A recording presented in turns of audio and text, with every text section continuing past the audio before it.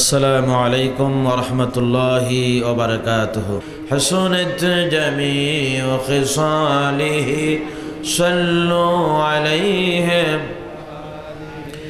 مشرق حب محمد مطلع ديوان ما مطلع خورشید شقاس سینه سوزان ما بلغ العلا بكماله كشف الدجى بجماله حسنت جميع خصاله صلوا عليه.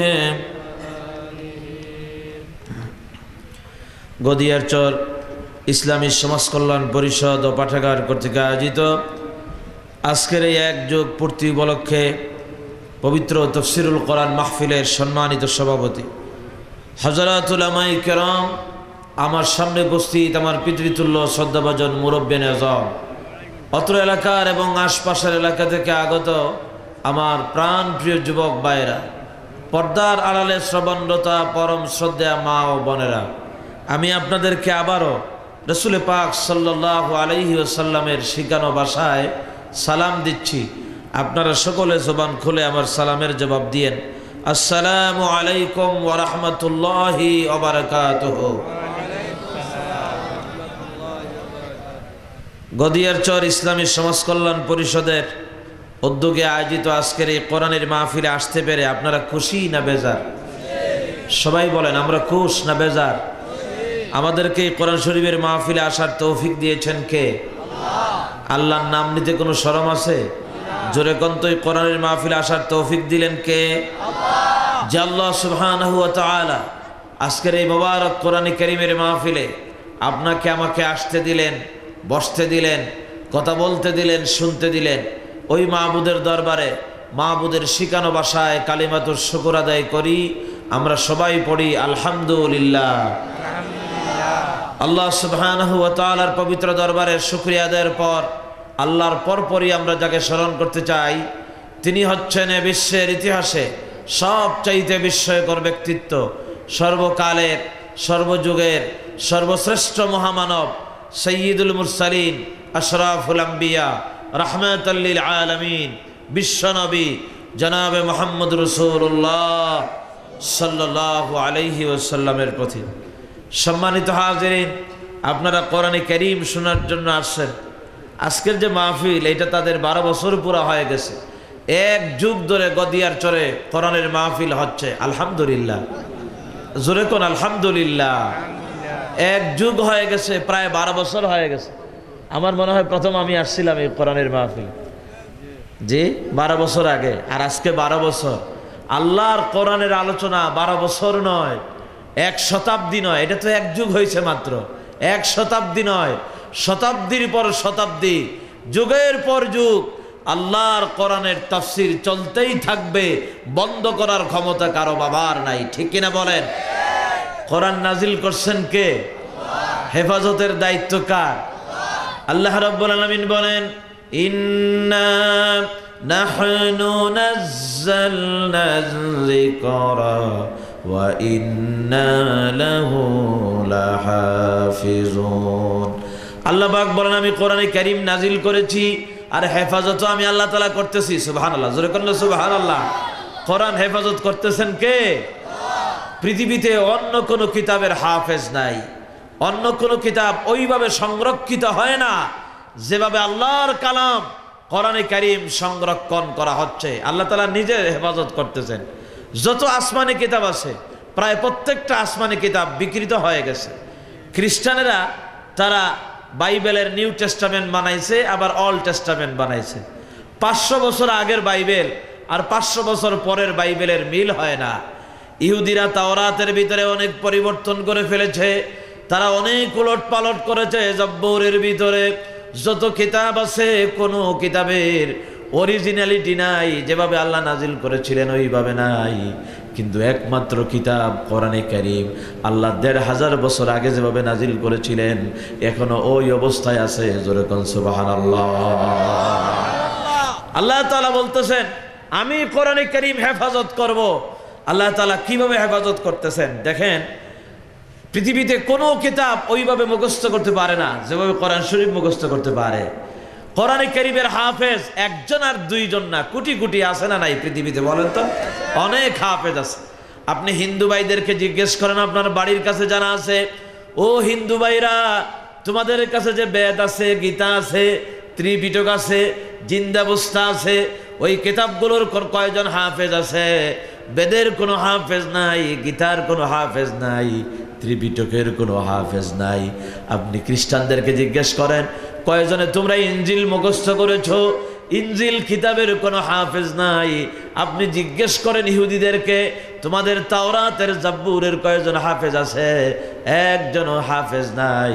কিন্তু আল্লাহর কোরআনের হাফেজ সারা দুনিয়াতে আছে না নাই? সারা দুনিয়ায় ছড়ায় গেছে অসংখ্য কোরআনে কারীমের হাফেজ। পৃথিবীতে যদি একটা মহাপ্রলয় আসে, একটা সাইক্লোন আসে, একটা ভূমিকম্প আসে, একটা সিডর আসে, একটা তুফান আসে, একটা ঝড় আসে, ওই তুফানের কারণে সিডরের কারণে যদি সব লন্ডভন্ড হয়ে যায়, কিছুই নাই ধরনের পৃথিবীতে, কোনো কিতাব নাই, কোনো বই নাই। হিন্দুদের কোনো কিতাব নাই, ইহুদিদের তাওরাত নাই, জাব্বুর নাই, খ্রিস্টানদের বাইবেল নাই, ইনজিল নাই, কিচ্ছু নাই। ধরেন আল্লাহর কালাম কোরআনে কারীমের একটা পাতা নাই, ধরেন কোরআন শরীফও নাই। এই অবস্থায় যদি 10 বছর অতিবাহিত হয়ে যায়, এই অবস্থায় যদি 15 বছর 20 বছর চলে যায়, আর যদি হিন্দুদেরকে বলা হয় তোমাদের বেদ আগে যেইভাবে ছিল ওইভাবে তোমরা আবার লিপিবদ্ধ করো, হিন্দুরা তারা ওই বই লিপিবদ্ধ করতে পারবে না। যদি খ্রিস্টানদেরকে বলা হয় তোমাদের কাছে যে বাইবেল ছিল 15 বছর 20 বছর আগে, সাইক্লোন আসার আগে বাইবেল যেভাবে ছিল ওইভাবে তোমরা লিপিবদ্ধ করো, খ্রিস্টানরা তারা বাইবেল লিপিবদ্ধ করতে পারবে না, কারণ তারা মুখস্থ করতে পারে নাই। একমাত্র জাতি মুসলমান। 25 বছর যদি চলে যায় আর বলা হয় কোরআন যেভাবে ছিল 30 পারা কোরআন ওইভাবে লিপিবদ্ধ করো, একমাত্র মুসলমানরা আবার লিখতে পারবে। কোন সুবহানাল্লাহ। কারণ কোরআনে কারীমের হাফেজ থাকার কারণে, আলেম থাকার কারণে কি সুন্দর করে তারা তেলাওয়াত করে, কি সুন্দর করে ওয়াকফ সহ, শব্দ সহ, অক্ষর সহ 30 পারা কোরআন লিখতে পারবে না? পারবে না? বলেন তো। কত বড় মুআজিজা কোরআনে কারীম। সেই কোরআন শোনার জন্য আপনারা আসছেন। গদিয়ার চরের মাহফিল যেখানে আপনারা বসে আছেন, যে ঈদগাহ ময়দানে আপনারা বসে আছেন, এটা আজকে গোয়ালা বাজার, উসমানীনগর, গদিয়ার চর ঈদগাহ মাঠ নয়। এই মাঠকে আল্লাহ তাআলা জান্নাতের মাঠ বানায় দিয়েছেন কোরআন শরীফের কারণে। সুবহানাল্লাহ। আমরা গদিয়ারসরের মাঠে নয়, এখন আমরা জান্নাতের মাঠের মধ্যে বসা আছি। আলী রাদিয়াল্লাহু তাআলা আনহু বলেছেন মাজালিসুল ইলমু হিয়া রাউদাতুম মির রিয়াদিল জান্নাহ। ইলমের মজলিস যেখানে হয় ওটা সাধারণ জায়গা থাকে না, জান্নাতের বাগান হয়ে যায়। এই জান্নাতের বাগানে কোরআনে কারীম শোনার জন্য যারা আসলেন, আল্লাহর অসংখ্য অগণিত ফেরেশতারা চতুর্দিক থেকে তারাও আমাদের সাথে বসে বসে আল্লাহর কালাম কোরআনে কারীম শুনতেছে। তারা কিন্তু ওয়াজ শোনার জন্য আসে নাই, আমরা ওয়াজ শোনার জন্য আসছি। ফেরেশতারা ওয়াজ শোনার জন্য আসে নাই। ফেরেশতারা কেন আসছে? ফেরেশতারা আপনার আমার উপকারের জন্য আসছে। আমরা বসে বসে কোরআন শুনবো, আর ফেরেশতারা আপনার আমার গুনাহের জন্য তারা আল্লাহর দরবারে মাগফিরাত কামনা করবে। ফেরেশতারা বলবে মাওলা তোমার বান্দারা গদিয়ার চরের মাহফিলে বসে আছে। আল্লাহ বলেন আমি তো দেখতেছি আমার বান্দারা বসে কোরআন শুনতেছে, আমার বান্দাগুলি কি চায়? ফেরেশতারা কয় আল্লাহ তাআলা তোমার বান্দারা কোরআন শুনে তোমার জিকিরের মাহফিলে বসে বসে তোমার কাছে মাফ চায়। আল্লাহ রাব্বুল আলামিন বলেন ও ফেরেশতারা তোমরা সাক্ষী থাকো, আমার বান্দারা যারা আমার কোরআন শুনতে আসলো আর আমার কাছে মাফ চাইলো, আমি আল্লাহ রাব্বুল আলামিন আমার গফুর নাম দিয়া বান্দাগুলির জিন্দেগির গুনাহ খাতা মাফ করে দিলাম। আল্লাহ তাআলা এই কোরআনের মাহফিল যেন আমাদের জন্য নাজাতের উসিলা হিসেবে মঞ্জুর করেন। সবাই বলেন আমিন। আরো জোরে কোন আমিন। আমি আপনাদের সামনে আলোচনা করতে চাই কোরআন থেকে। আমাকে আলোচনা করার তৌফিক দিবেন কে? আমি খুব অসুস্থ, কথা বলতে আমার কষ্ট হচ্ছে, গলা ভেঙে গেছে, অনেক দূর থেকে আসতেছে। কিশোরগঞ্জ মাহফিল করে গেছিলাম ফেনীতে, ফেনী থেকে সিলেটে। আপনারা যদি দোয়া করেন আর আল্লাহ তাআলা যদি তৌফিক দান করেন তাহলে কিছু আলোচনা করতে পারবো। আমি যে আলোচনা করব, আমাকে আলোচনা করার শারীরিক, মানসিক, ইলমি, আমলি যোগ্যতা দান করবেন কে? আপনাদেরকে শোনার যোগ্যতা দান করবেন কে? আল্লাহর কাছে তৌফিক কামনা করছি। ওমা তৌফিকি ইল্লা বিল্লাহ আলাইহি তাওয়াক্কালতু ওয়া ইলাইহি উনীব। আমাদের তো বলার ক্ষমতা নাই, ততটুকুন বলতে পারবো যতটুকুন মাওলাদ বলতে দিবেন। কারণ সুবহানাকা লা ইলমা লানা ইল্লা মা আল্লামতানা। আল্লাহ তাআলা বলার তৌফিক দেন, শোনার তৌফিক দেন। যা বলি যা শুনি সব যেন সবাই আমল করতে পারি, আল্লাহ তৌফিক দিন। আমরা সবাই বলি আমিন। আমি আপনাদের সামনে আলোচনা করব আজ থেকে প্রায় ১৫০০ বছর আগে আল্লাহ তাআলা বিশ্ব নবীকে এই দুলির দোলায় পাঠিয়েছিলেন। রাসূলুল্লাহকে আল্লাহ তাআলা কেন পাঠালেন? হুজুর কেন আসলেন? আমরা তো আশিকে রাসূল আন্দাজে দাবি করি, কিন্তু রাসূলের মিশনটা কি ছিল? আল্লাহ রাসূলের আগমনের উদ্দেশ্যটা কি ছিল? কেন আল্লাহ তাআলা তার হাবিবকে এই দুনিয়ায় পাঠিয়েছিলেন? রাসূলুল্লাহ আবার চলে গেলেন, তিনি কি রেখে গেলেন দুনিয়াতে? আল্লাহ রাব্বুল আলামিন কোরআনে কারীমের মধ্যে বলেন, তিনি ওই সত্তা যিনি তার রাসূলকে পাঠালেন। হুয়াল্লাযী আরসালা রাসূলাহু বিল হুদা ওয়া দীনিল হক ওয়া দীনিল হক লিইয়ুযহিরাহু আলাদ-দীনি কুল্লিহি ওয়া কাফা বিল্লাহি শাহীদা। তিনি ওই সত্তা যিনি তার রাসূলকে প্রেরণ করলেন, হুজুরকে আল্লাহ তাআলা পাঠালেন। দুটো জিনিস আল্লাহ তাআলা বিশ্বনবীকে দিলেন। একটা হলো বিল হুদা, হুদা দিলেন, হেদায়েত দিলেন। নবীজিকে আল্লাহ তাআলা গাইডলাইন দিলেন। এই হুদা মানে হলো কোরআনে কারীম। হুদাল লিন্নাস, মানুষের জন্য হেদায়েত, গাইডলাইন হচ্ছে একমাত্র কোরআন। আল্লাহ বিশ্বনবীকে কোরআন দিয়েছেন এবং দ্বীন হক দিয়েছেন। ওয়া দীনিল হক ইন্নাদ-দীনা ইনদাল্লাহিল ইসলাম। আল্লাহর কাছে গ্রহণযোগ্য মনোনীত একমাত্র জীবন ব্যবস্থার নাম হলো ইসলাম। কোরআন দিলেন আর ইসলাম দিলেন। বিশ্বনবীকে আল্লাহ রাব্বুল আলামিন এই দুটো জিনিস দেওয়ার পর আল্লাহ বলেন লিইয়ুযহিরাহু আলাদ-দীন, দ্বীনকে বিজয়ী করার জন্য, আইলে ইউগলিবাহু আলা সাইরিল আদিয়ান, অন্যান্য যত মতবাদ আছে, যত বাতিল ধর্ম আছে, সব ধর্মের উপরে আল্লাহর দ্বীনকে বিজয়ী করার জন্য রাসূলুল্লাহকে আল্লাহ দুনিয়ায় পাঠাইছিলেন। সুবহানাল্লাহ। হুজুরকে আল্লাহ পাঠাইছেন তার দ্বীনকে বিজয়ী করার জন্য, ইসলামকে বিজয়ী করার জন্য, কোরআনকে বিজয়ী করার জন্য। আজকে কোরআন আমাদের কাছে, কোরআন আমাদের মধ্যে কি বিজয়ী আছে? না, কোরআন কিন্তু বিজয়ী নাই। যদি কোরআন বিজয়ী থাকতো পার্লামেন্টে আল্লাহর কোরআনের আইন পাস হতো, ঠিক কিনা কন? এই যে ইয়াহিয়া চৌধুরী আপনাদের এলাকার সংসদ সদস্য, আমি তার সাথে দীর্ঘক্ষণ পর্যন্ত কথা বলতেছিলাম। খুব সুন্দর কথা তিনি আপনাদের সামনে বলেছেন। বাংলাদেশে পার্লামেন্ট মেম্বার, আমি তাকে ধন্যবাদ জানাই, জনাব ইয়াহিয়া চৌধুরীকে। বাপের বেটা সে। কেউ ওই যে গ্রিক দেবীর মূর্তি বানানো হয়েছে সুপ্রিম কোর্টের সামনে, কেউ প্রতিবাদ করতে পারে নাই। বাপের বেটা ইয়াহিয়া চৌধুরী প্রতিবাদ করেছে, ঠিক কিনা বলো? কারণ এই বাংলাদেশ মূর্তির বাংলাদেশ নয়। বাংলাদেশ, ইয়াহিয়া চৌধুরী আমাকে বললেন আমি পার্লামেন্টে আগামী কালকে যাব, এবং আগামী কালকে আমি বলবো প্রধানমন্ত্রী যেহেতু তাহাজ্জুদ পড়েন, যদি তাহাজ্জুদ প্রধানমন্ত্রী পড়ে থাকে, সেই তাহাজ্জুদ ওয়ালা প্রধানমন্ত্রীর দেশে মূর্তি থাকতে পারে না, ঠিক কিনা বলে? কারণ বাংলাদেশ, আল্লাহ তাআলা কোরআনে কারীম, কোরআন আল্লাহ কেন দিলেন?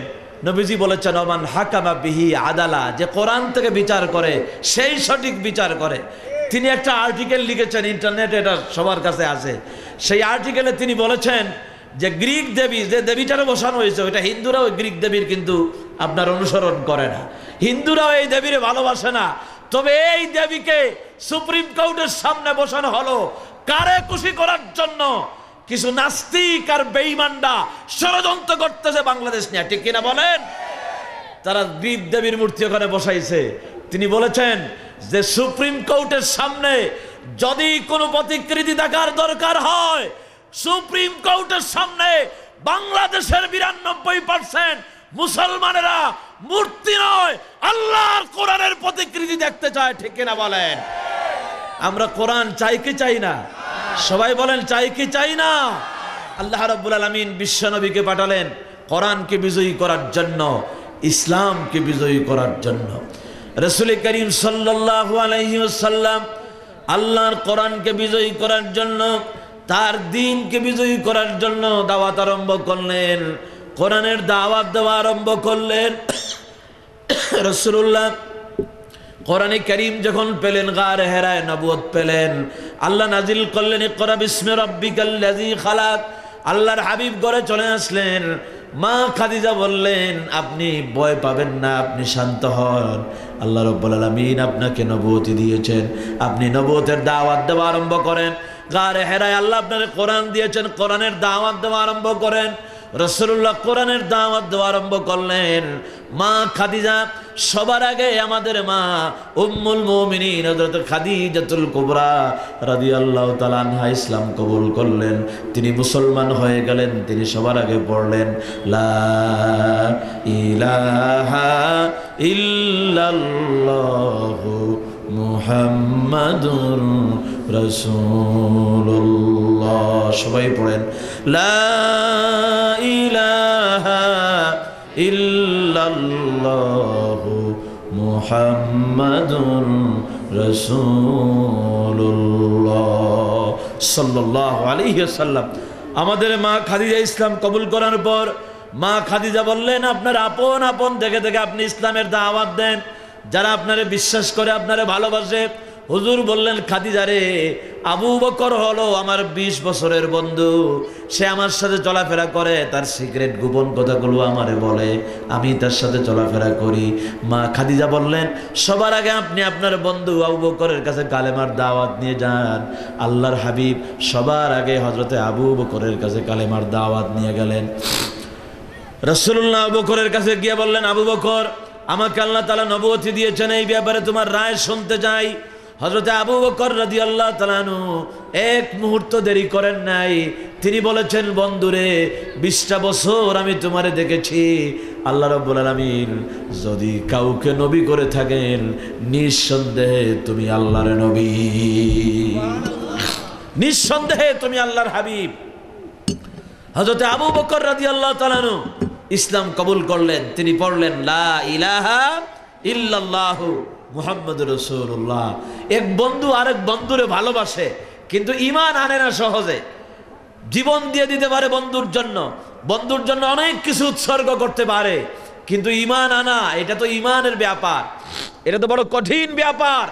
ঈমান আনতে পারে না সহজে। আমাদের দেশে দেখবেন কিছু পীর হয়, বাংলাদেশে ভালো পীর যেমন আছে, বন্ড পীরও আছে না নাই বলেন তো? অনেক বন্ড পীর আছে। স্বপ্নযুগে পীর হয় যেগুলি, এগুলি ভালো না, এগুলো সব বন্ড, ঠিক কিনা কন? আন্দাজে সারা জীবন নামাজ কালাম কিচ্ছু নাই, ঘুমাই যে, সকালে ওইটা কয় যে আমি স্বপ্নে দেখছি আমি পীর হয়ে গেছে, আর আসলে হেরে শয়তানে পীর বানায় গেছে, ঠিক কিনা কন? এখন মুরিদের অভাব হয় না, হাজার হাজার মানুষ মুরিদ হয়। বন্ড দেওয়ান বাগির যখন মুরিদ আছে, এরকমের হাজারো বন্ড বাংলাদেশে আছে না নাই বলেন তো? যেই বন্ড দেওয়ান বাগি বলেছে আল্লাহ রসুলের মেয়ে ফাতিমাকে নাকি সে বিয়ে করেছে, নাউজুবিল্লাহি মিন যালিক। এরকমের এক বন্ড যদি গিয়া বলে হাজার হাজার মানুষ তার মুরিদ হয়েছে, বন্ধুরে গিয়া যদি বলে, বন্ধু, হাজার হাজার মানুষ আমার মুরিদ হয়ে গেল, তুই আমার বন্ধু, তুই কেন মুরিদ হস না? তখন বন্ধু কয়, তোরে আল্লাহ পীরগিরি দিবে, আর জায়গা পায় নাই, বাঘ এখান থেকে, সব খবর আমার জানা আছে তোর বেটা, যা, তুই কিসের পীর? ঠিক কিনা কন? বন্ধু সহজে ঈমান আনে না। আল্লাহর হাবিবের বন্ধু ছিলেন আবু বকর। আবু বকর বলেছেন, বন্ধু, তোমার মধ্যে যে চরিত্র দেখেছি 20 বছরের, সেই চরিত্র নিঃসন্দেহে নবীদের চরিত্র ছাড়া আর কিছুই না। সুবহানাল্লাহ। আমার ভাইরা, ইসলামের দাওয়াতের কাজ শুরু হয়ে গেল। আল্লাহর হাবিব এইভাবে কালেমার দাওয়াত নিয়ে গেলেন। আবু বকর ইসলাম কবুল করলেন, হযরতে যায়েদ ইসলাম কবুল করলেন, চাচাতো ভাই ছিলেন আলী, আলী রাদিয়াল্লাহু তাআলা আনহু ইসলাম কবুল করলেন। এইভাবে গোপনে গোপনে জানায়া নয়, প্রকাশ্যে নয়, রাসূলুল্লাহ গোপনে গোপনে দাওয়াতের মিশন আরম্ভ করলেন। আল্লাহর দ্বীনকে, কোরআনকে বিজয়ী করার জন্য কোরআনের দাওয়াত দেন। গোপনে গোপনে 3 বছর দাওয়াত দিলেন। 3 বছর দাওয়াত দেওয়ার পর বেশি মুসলমান হয় নাই, মাত্র 40 জন মুসলমান হলো। এরপরে আল্লাহ রাব্বুল আলামিন বললেন, ওগো নবী, এবার আর গোপনে গোপনে দাওয়াত নয়, এবার ওই সাফা পাহাড়ের উপর আপনি দাঁড়ান। সাফা পাহাড়ের উপর দাঁড়ায় আপনি কালেমার ঘোষণা করেন। আপনি বলেন, লাত মানাতের বোঝা ছাড়ো, এক আল্লাহর ইবাদত করো। আমিন কোরআনে কারীমের আয়াত নাযিল করে জানায় দিলেন, হাবিব আপনি বলেন, কুল ইয়া আইয়ুহান নাসু কুলু লা ইলাহা ইল্লাল্লাহু তুফলিহুন। নবী আপনি বলেন, ইয়া আইয়ুহান নাস, হে লোক সকল, তোমরা বলো লা ইলাহা ইল্লাল্লাহ, লা ইলাহা ইল্লাল্লাহ। এই কালেমা তোমরা পড়ো, তাহলে তোমরা সফল হয়ে যাবে। আল্লাহর হাবিব যখন কালেমার দাওয়াত দিলেন, ইসলামের দাওয়াত দিলেন, কোরআনের দাওয়াত দিলেন, ওই দিন থেকে প্রকাশ্যে দিন দাওয়াত দিলেন, ওই দিন থেকে অত্যাচার শুরু হয়ে গেল, নির্যাতন শুরু হয়ে গেল, মায়ের আরম্ভ হয়ে গেল। কাফের বেঈমানেরা বলল, রে মুহাম্মদ, আমাদের বাপদাদার ধর্ম নষ্ট করার জন্য তুমি আমাদেরকে এখানে ডেকেছো। যারা আল আমিন বলল, তারা পাথর দিয়ে আল্লাহর হাবিবকে রক্তাক্ত করে ফেললো। আবুল আহাব পাথর মারলো আর বলল, তাব্বাল্লাকা ইয়া মুহাম্মদ, হে মুহাম্মদ তুই ধ্বংস হয়ে যা। আল্লাহ রাব্বুল আলামিন বলেন, রে আবুল আহাব, আমার মুহাম্মদ ধ্বংস হবে না। তাব্বাত ইয়াদা আবি লাহাবিন ওয়া তাব, পড়েন সবাই, তাব্বাত ইয়াদা আবি লাহাবিন ওয়া তাব। আমার আল্লাহ রাব্বুল আলামিন বলেন, আবুল আহাবের হাত ধ্বংস হয়ে গেল। আসলে আবুল আহাব ধ্বংস হয়ে গেছে। আজ আবুল আহাবের কোনো উত্তর শুনি নাই। আবু জেহেল নাম কেউ রাখে না, কিন্তু আমাদের সকলের নামে মুহাম্মদ আছে না নাই? জোরে কোন, মুহাম্মদ সাল্লাল্লাহু আলাইহি ওয়াসাল্লামের অনুসারী আছে না নাই? কিয়ামত পর্যন্ত আল্লাহ রাসূলের মিশন চলতেই থাকবে। সুবহানাল্লাহ বলেন। রাসূল করিম সাল্লাল্লাহু আলাইহি ওয়াসাল্লাম দ্বীনের দাওয়াত দেন, কাফেরেরা পাথর মারে নবীজিকে, সাফা পাহাড়ের উপর ওরা রক্তাক্ত করে ফেলে চলে গেল। হযরত হামজা রাদিয়াল্লাহু তাআলা আনহু তখনও তিনি ইসলাম কবুল করেন নাই, মুসলমান হন নাই, তিনি বাহিরে ছিলেন। শিকার থেকে যখন বাড়ি আসলেন, বাড়ি এসে দেখেন ঘরের দরজায় স্ত্রী দাঁড়ানো। হামজা বলেন, স্ত্রী রে, দরজার থেকে সরাও, আমি ঘরের ভিতরে প্রবেশ করব। হামজার স্ত্রী বলল, হামজা রে, তুমি যদি সত্যি বীর পুরুষ হয়ে থাকো, তোমার বাতিজা মোহাম্মদকে আঘাত করে সাফা পাহাড়ের উপরে বেহুশ করে ফেলেছে, যাও প্রতিশোধ নিয়ে আসো। হযরতে হামজার ঘরের ভিতরে ঢুকলেন না। বাতিজা মোহাম্মদকে তিনি বড়ই ভালোবাসতেন। চলে আসলেন সাফা পাহাড়ের কাছে, এসে দেখেন বাতিজা মোহাম্মদ রক্তাক্ত অবস্থায় পড়ে আছে। আল্লাহর হাবিবকে তিনি পাশে বসালেন আর বললেন, বাতিজা মোহাম্মদ, তোমাকে যে আঘাত করেছে তার নাম বলো, আমি সেই আঘাতের প্রতিশোধটা নিতে চাই। আল্লাহর হাবিব বললেন, চাচা হামজা, আমি জানি তুমি প্রতিশোধ নিতে পারবা। আবুল আহাব আমার মাথা ফাটাইয়া দিয়েছে, তুমিও তার মাথা ফাটাইয়া দিয়ে আসতে পারবে, তুমিও তাকে হত্যা করতে পারবে, মেরে ফেলতে পারবে। কিন্তু তুমি যদি মেরে ফেলো, আবুল আহাবকে মেরে ফেলো, তারপরেও তুমি আমারে খুশি করতে পারবে না। হামজা বললেন, বাতিজারে, কি করলে তাহলে তুমি খুশি হবে? আল্লাহর হাবিব তখন বললেন, চাচা গো, আপনি যদি পড়েন লা ইলাহা ইল্লাল্লাহু মুহাম্মাদুর রাসূলুল্লাহ সাল্লাল্লাহু আলাইহি ওয়াসাল্লাম, আপনি যদি এই কালেমা পড়েন তাহলে আমি খুশি হয়ে যাব। হযরত হামজা বললেন, বাতিজা, আমি ইসলাম কবুল করলে, আমি মুসলমান হলে যদি তুমি খুশি হও, তোমাকে সাক্ষী রেখে আমি ঘোষণা করলাম, লা ইলাহা ইল্লাল্লাহু মুহাম্মাদুর রাসূলুল্লাহ। ইসলামের উপরে যত আঘাত আসবে, কোরআনের উপরে যত প্রতিবাদ আসবে, ততই আল্লাহ কোরআনের আলো, ইসলামের আলো জ্বালায় দিবেন। ঠিক কিনা বলেন? জোরে কোন ঠিক কিনা? রাসূলুল্লাহর উপরে অত্যাচার আরম্ভ হলো, মায়ের আরম্ভ হয়ে গেল। আল্লাহর হাবিব তায়েফের ময়দানে কালেমার দাওয়াত নিয়ে গেলেন। তায়েফের যুবকেরা চতুর্দিক থেকে ঘেরাও করলো। রাসূলুল্লাহর উপরে পাথরের বৃষ্টি পড়া আরম্ভ হলো। মুরব্বীরা লেলায় দিল, যুবকদেরকে, যাও, মুহাম্মদ আমাদের ধর্ম নষ্ট করার জন্য আসছে, মুহাম্মদকে তায়েফ থেকে বিদায় করে দাও। তায়েফের যুবকেরা বাঙ্গা বাঙ্গা পাথর হাতে নিয়ে আল্লাহর নবীকে ঘেরাও করে তারা পাথর মারা শুরু করলো। নবীজি বেহুশ হয়ে জমিনের উপরে পড়ে গেলেন। আবার যখন হুশ এলো, নবীজি কোনো রকম দাঁড়াতে পারেন, ওরা আবার পাথর মারা আরম্ভ করে। আবার আল্লাহর হাবিব বেহুশ হয়ে জমিনে পড়ে যান। আবার কোন রকম দাঁড়াতে পারেন, ওরা আবার পাথর মারে। তিনটা জায়গায় তায়েফের ময়দানে আল্লাহর হাবিব রক্তাক্ত হয়েছিলেন। শেষ জায়গায় এত পাথর মেরেছে, নবীজির দেহ মুবারকের উপরে পাথরের স্তূপ জমে গেছে। হযরতে যায়েদ রাদিয়াল্লাহু তাআলার সঙ্গে ছিলেন, পাথরগুলো সরাইয়া দিয়া আল্লাহর হাবিবকে তার কাঁধের উপরে করে একটু সরাইয়া নিয়ে আসলেন, একটু পানি আনলেন। তাইফের এখনো সেই পুকুরটা আছে, সেখানে মসজিদ নির্মাণ করা হয়েছে। একটু পানি এনে রাসূলুল্লাহর নুরানি চার মুবারকের উপরে ছিটায় দিলেন। আল্লাহর হাবিবের হুশ ফিরে এলো। হুজুর ওযু করলেন, বললেন যায়েদ রে, আমি 2 রাকাত নামাজ আদায় করব। আল্লাহ রাসূল 2 রাকাত নামাজ আদায় করার জন্য ওযু করতেছেন। রাসূলুল্লাহর পা মুবারকের মধ্যে মোজা ছিল। তাইফের যুবকেরা এত পাথর মেরেছে, সমস্ত শরীর ক্ষত বিক্ষত হয়ে গেছে, পা মুবারক ফেটে গেছে, পায়ে দিয়ে রক্ত বের হচ্ছে। রাসূলুল্লাহর রক্ত শুকিয়ে গেছে, পায়ের রক্ত যেখানে ফেটেছিল মোজা আর রক্ত লেগে গেছে। আল্লাহর হাবিব যখন মোজায় টান মারেন, রক্ত ফিনকিনি দিয়ে বের হয়। রাসূলুল্লাহ থরথর করে কাঁপতেছেন। মালাকুল জবল পাহাড়ের ফেরেশতারা এসে বলে, ইয়া রাসূলুল্লাহ, ইয়া হাবিবাল্লাহ, আপনি রাহমাতাল লিল আলামিন, আর তাইফের যুবকেরা আপনারে মারলো, আমরা তো এটা সহ্য করতে পারি না।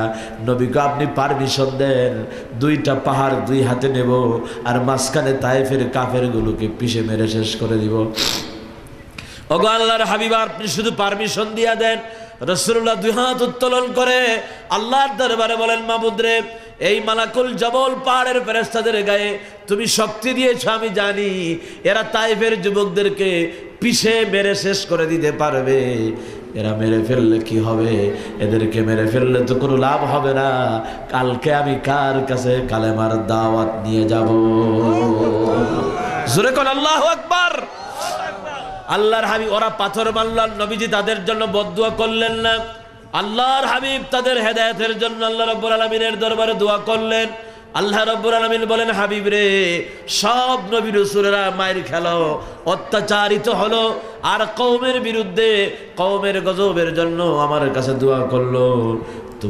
তুমি দোয়া করলে না, তোমারে পাথর মারলো, আর তুমি তাদের হেদায়েতের জন্য দোয়া করো।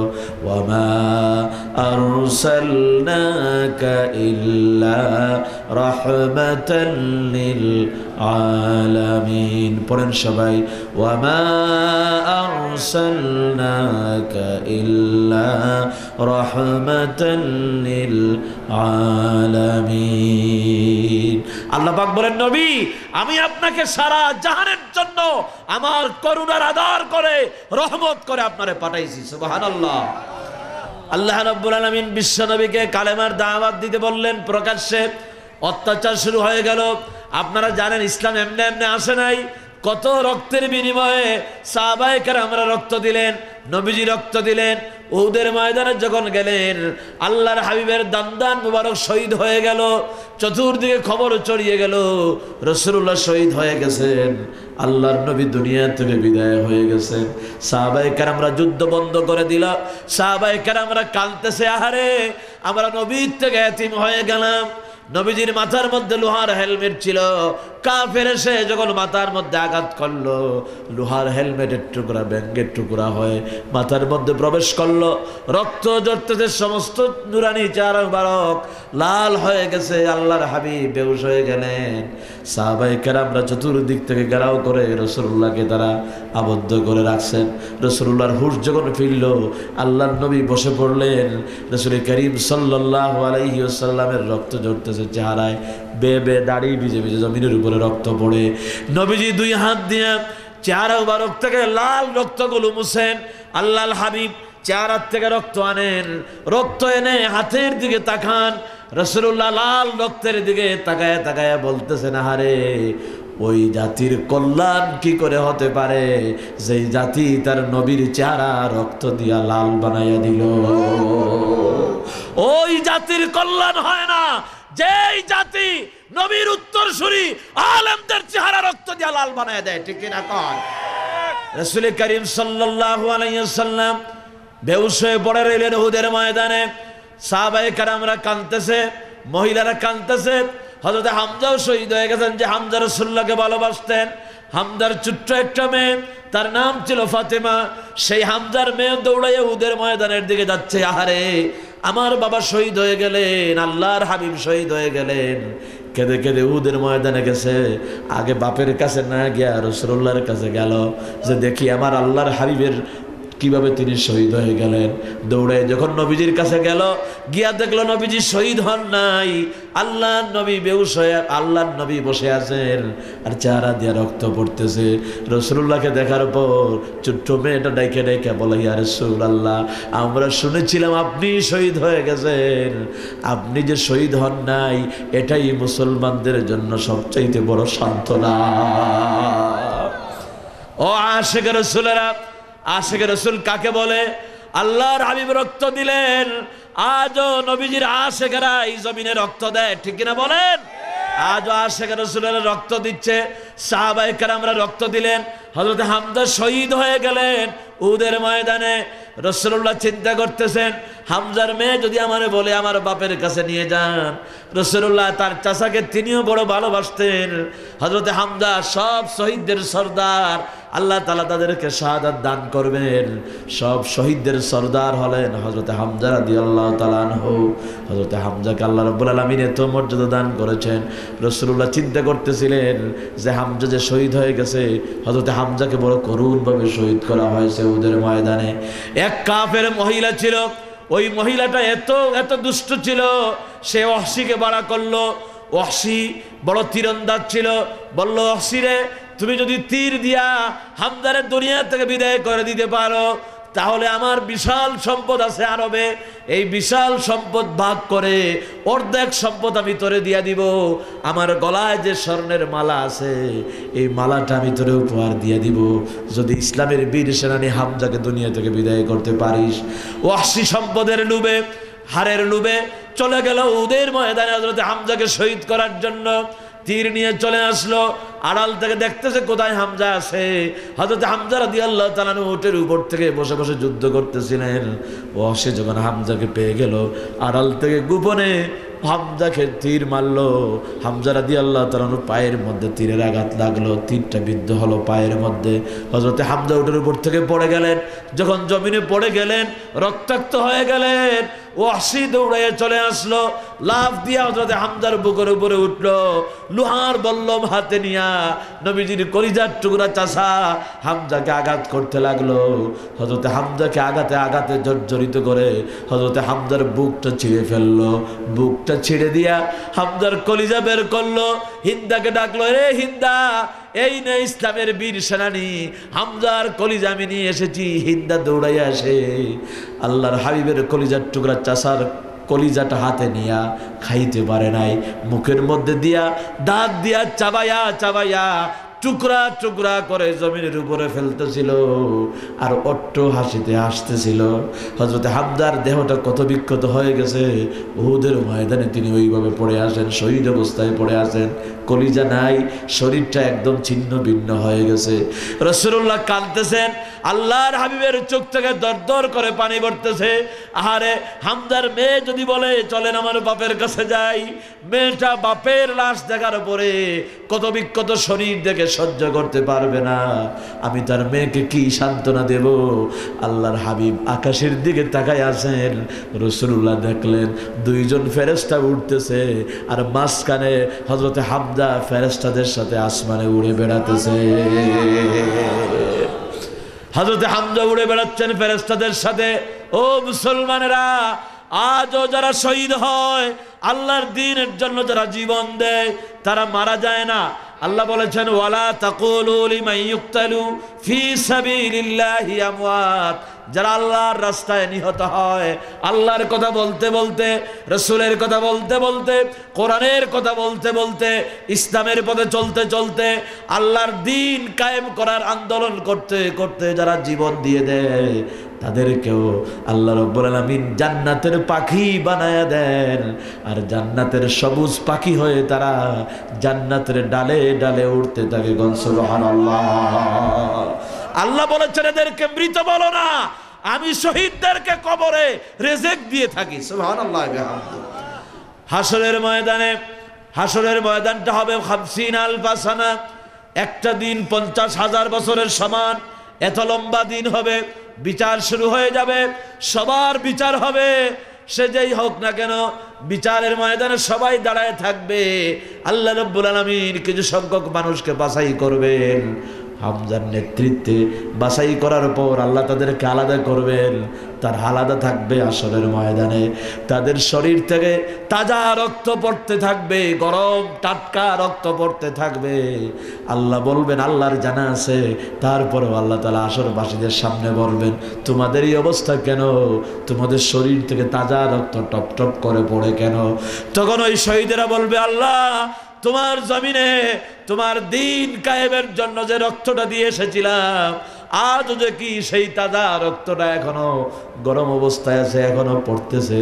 আল্লাহ বলবেন, রে শহীদেরা, আজকে তোমাদের কোনো বিচার নিলাম না, কোনো হিসাব নিলাম না, বিনা বিচারে বিনা হিসাবে আমি আল্লাহ তোমাদেরকে জান্নাত দান করে দিলাম। শহীদদের মর্যাদা আছে না নাই? জোরে কোন আছে না নাই? শাহাদাতের তামান্না অন্তরের ভিতরে রাখবেন।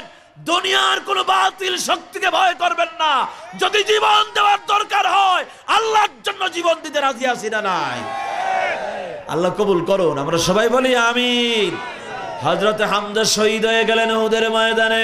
হামজা রক্ত দিলেন, সাহাবায়ে কেরামরা রক্ত দিলেন আল্লাহর দ্বীনের জন্য। হযরতে সুমাইয়া জীবন দিলেন, শহীদ হয়ে গেলেন। ইসলামের প্রথম মহিলা শহীদ হলেন হযরতে সুমাইয়া। মেয়েরা মহিলারাও শহীদ হলো আল্লাহর দ্বীনের জন্য। হযরতে আম্মারকে মারা হলো, হযরতে খাব্বাবকে মারা হলো, খুবাইবকে মারা হলো, হযরতে আম্মারের মাকে মারা হলো, আম্মারের বাবাকে মারা হলো। আম্মার রাদিয়াল্লাহু তাআলা এত মজলুম একজন মানুষ ছিলেন, তার মাকে হত্যা করা হয়েছে, তার বাবাকে ধরে নিয়ে আসা হয়েছে, আর বলা হয়েছে মুহাম্মদকে বলে যা, আল্লাহকে বলে যা, লাত মানাতের উপর ঈমান আন। তিনি যখন বলেছেন না, আল্লাহ এবং তার রাসূলকে কখনো বলতে পারি না, তখন আম্মারের বাপের দুই পাকে দুইটা উটের দুই পায়ের সাথে বেঁধে দেওয়া হয়েছে, দুইটা উট দুই দিকে তাড়ায় দেওয়া হয়েছে। হযরতে আম্মার রাদিয়াল্লাহু তাআলা আনহুর বাপের শরীরটা দুই টুকরা হয়ে জমিনে পড়ে আছে। সুবহানাল্লাহ। আল্লাহর দ্বীনের জন্য তারা কত কষ্ট করেছেন, শহীদ হয়ে গেলেন। হযরতে আম্মারকে বলা হলো, আম্মার তুই ঈমান আনবে কিনা? আবার লাত মানাতের উপরে, আবার লাত মানাতকে বিশ্বাস করবে কিনা? আম্মার বলেন, না, তা কখনো হতে পারে না। আমার বাবা শহীদ হয়ে গেছে, আমার মা শহীদ হয়ে গেছে, আমিও শহীদ হওয়ার জন্য প্রস্তুত হয়ে গেলাম। আম্মার ডাক দিয়ে বলে, আবু জাহেল রে, তুই আমারে মরণের ভয় দেখাইস না, কারণ ঈমানদারেরা কখনো মরণে ভয় পায় না। হযরত আম্মারকে আবু জাহেল ধরলো, একটা গর্ত খনন করলো, ওই গর্তের ভিতরে আগুন জ্বালালো। আগুন যখন দাউ দাউ করে জ্বলে উঠলো, হযরতে আম্মার রাদিয়াল্লাহু তাআলা আনহুকে ওই আগুনের মধ্যে আবু জাহেল ফেলে দিচ্ছে, হাতে পায়ে বেঁধে দিয়া। রাসূলুল্লাহর কলিজার টুকরা সাহাবী হযরতে আম্মারকে যখন আগুনের মধ্যে ফেলা হলো, আল্লাহর হাবিব দূর থেকে দেখলেন তার সাহাবী আম্মারকে আগুনের মধ্যে ফেলে দেয়। রাসূলুল্লাহ ডাক দিয়া আগুনকে বললেন, রে আগুন, ইয়া নারু কুনি বারদাও ওয়া সালামান আলা আম্মারা কামা কুনতা বারদাও ওয়া সালামান আলা ইব্রাহিম। আগুন, ইব্রাহিমের জন্য তুমি যেভাবে আরামদায়ক হয়ে গিয়েছিলে, ওইভাবে আমার আম্মারের জন্য তুমি আরামদায়ক হয়ে যাও। রাসূলুল্লাহ আগুনকে বললেন, রে আগুন, আমার জাতির পিতা ইব্রাহিম আলাইহিস সালামের জন্য যেভাবে আরামদায়ক হয়েছিলে, ওইভাবে আমার সাহাবী আম্মারের জন্য আরামদায়ক হয়ে যা। আপনারা জানেন ইব্রাহিম আলাইহিস সালামের ঘটনা, বিশাল অগ্নিকুণ্ডলী নমরুদ তৈরি করলো, আগুনের মধ্যে ইব্রাহিম আলাইহিস সালামকে ফেলে দিল। নমরুদ তার দলবল নিয়ে আগুনের সামনে সেজদায় পড়ে গেল। নমরুদ আগুনডে খোদা মানে, আগুনডে বলতেছে, রে আগুনে খোদা, তুমি তো আমার রব, তুমি তো আমার খোদা, তুমি তো আগুন, কত শক্তিশালী খোদা তুমি সারা দুনিয়া জ্বালায় দিতে পারো। আমার শত্রু ইব্রাহিমকে এখন আগুনের মধ্যে ফেলে দিলাম, তোমার মধ্যে ফেলে দিলাম, তাড়াতাড়ি করে আমার শত্রু ইব্রাহিমকে জ্বালায় দাও। নমরুদ আগুনের পূজা করতেছে, আগুনকে সেজদা দিতেছে। দীর্ঘক্ষণ পর নমরুদ মনে করলো, এখন তো এতক্ষণে ইব্রাহিম জ্বলে পড়ে ছাই হয়ে গেছে।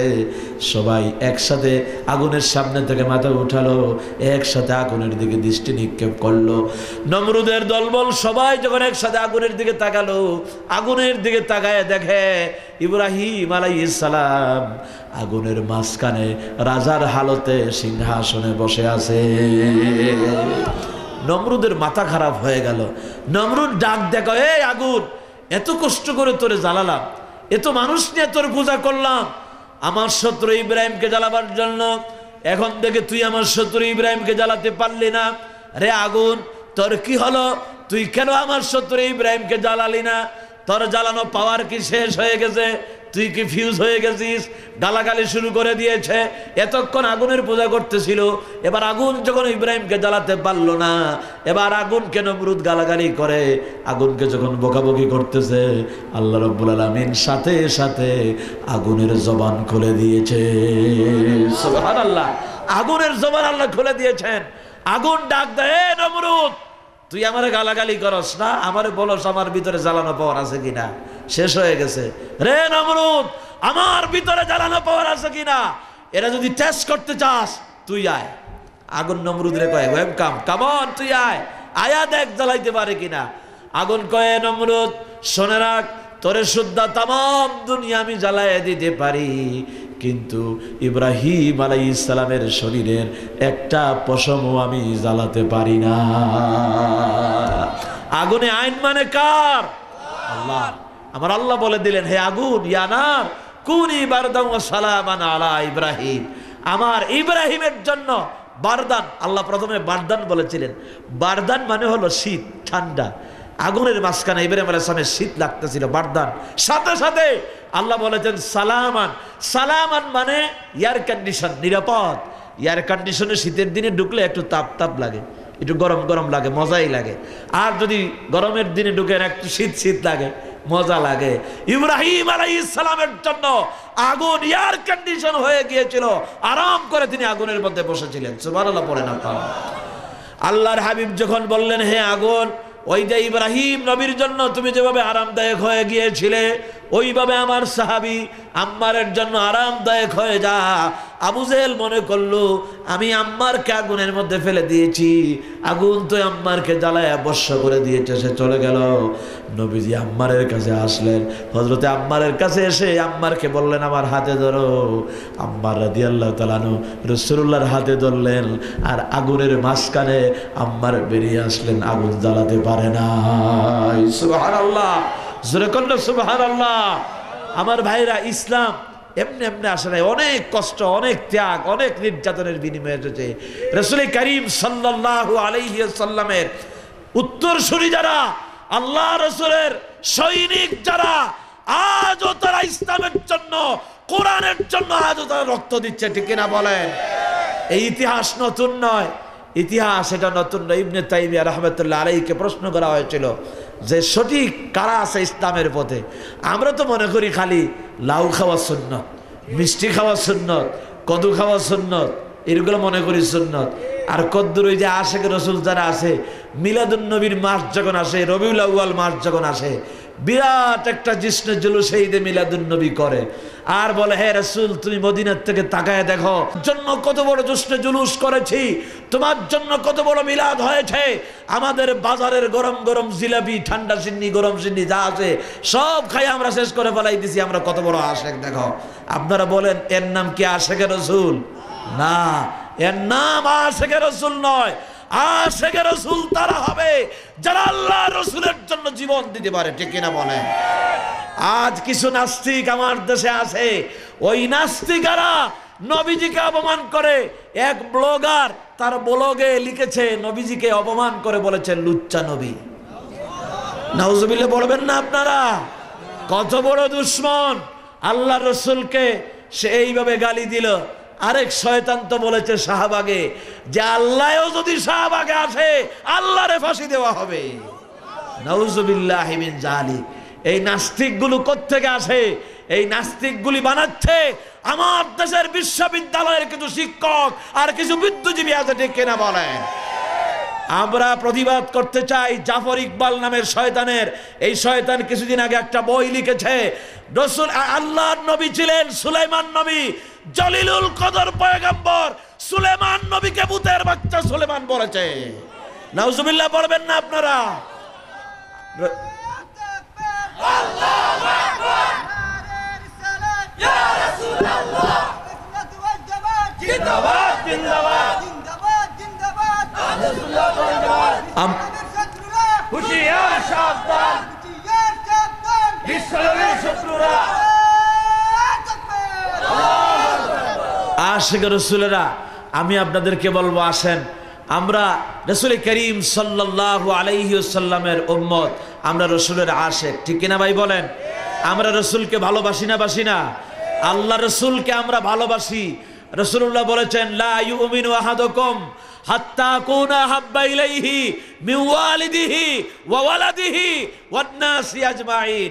তোমরা ততক্ষণ পর্যন্ত মুমিন হতে পারবে না, দুনিয়ার সব মানুষ থেকে, তোমার মা বাপ, সন্তান সন্ততি, আত্মীয় স্বজন যা আছে সবার থেকে আমি রসুলের প্রতি ভালোবাসা যতক্ষণ পর্যন্ত বেশি না হবে ততক্ষণ পর্যন্ত কেউ কামেল মুমিন হতে পারবে না। রাসূলুল্লাহকে ভালোবাসতে হবে সবচাইতে বেশি। আজকে আমাদের ভিতরেও ভালোবাসা আছে। এই যে একটা দিবস আমরা বানাইছি, বিশ্ব ভালোবাসা দিবস, আছে না নাই বলেন তো? এই যে কয়েকদিন আগে গেল 14ই ফেব্রুয়ারি, এটারে বিশ্ব ভালোবাসা দিবস বানাইছে। এটার নাম বিশ্ব ভালোবাসা দিবস না। এটা যদি বিশ্ব ভালোবাসা দিবস হতো তাহলে তার ইংরেজি নাম হতো ওয়ার্ল্ড লাভ ডে। ওয়ার্ল্ড লাভ ডে মানে হলো বিশ্ব ভালোবাসা দিবস, কিন্তু এটার নাম তো লাভ ডে নয়, এটার নাম হলো সেন্ট ভ্যালেন্টাইন ডে। সেন্ট ভ্যালেন্টাইনকে, এই যুবক তুমি ইতিহাস জানো না, তুমি যে ভালোবাসা দিবস পালন করো এর ইতিহাস কি? এর ইতিহাস হলো সেন্ট ভ্যালেন্টাইন একজন খ্রিস্টান ধর্মীয় যাজক, ওই খ্রিস্টান পুরোহিত, তার অনুসারী যারা আছে, যারা তার পূজা করে, তারা এই দিবসটা পালন করে 14 ফেব্রুয়ারি ভ্যালেন্টাইন ডে। ভ্যালেন্টাইনের অর্থ ভালোবাসা দিবস নয়, ডিকশনারি খুঁজে দেখো। তুমি মুসলমান, তুমি কেন এই ভ্যালেন্টাইন ডে পালন করবে? মনে রাখবা, সারা জীবন নামাজ পড়েছো, কোরআন পড়েছো, হজ করেছো, যাকাত দিয়েছো, ভালোবাসা দিবস পালন করার কারণে সব আমল আল্লাহ বরবাদ করে দিবে। নাউযুবিল্লাহি মিন যালিক। কত মারাত্মক কথা, কত মারাত্মক কথা।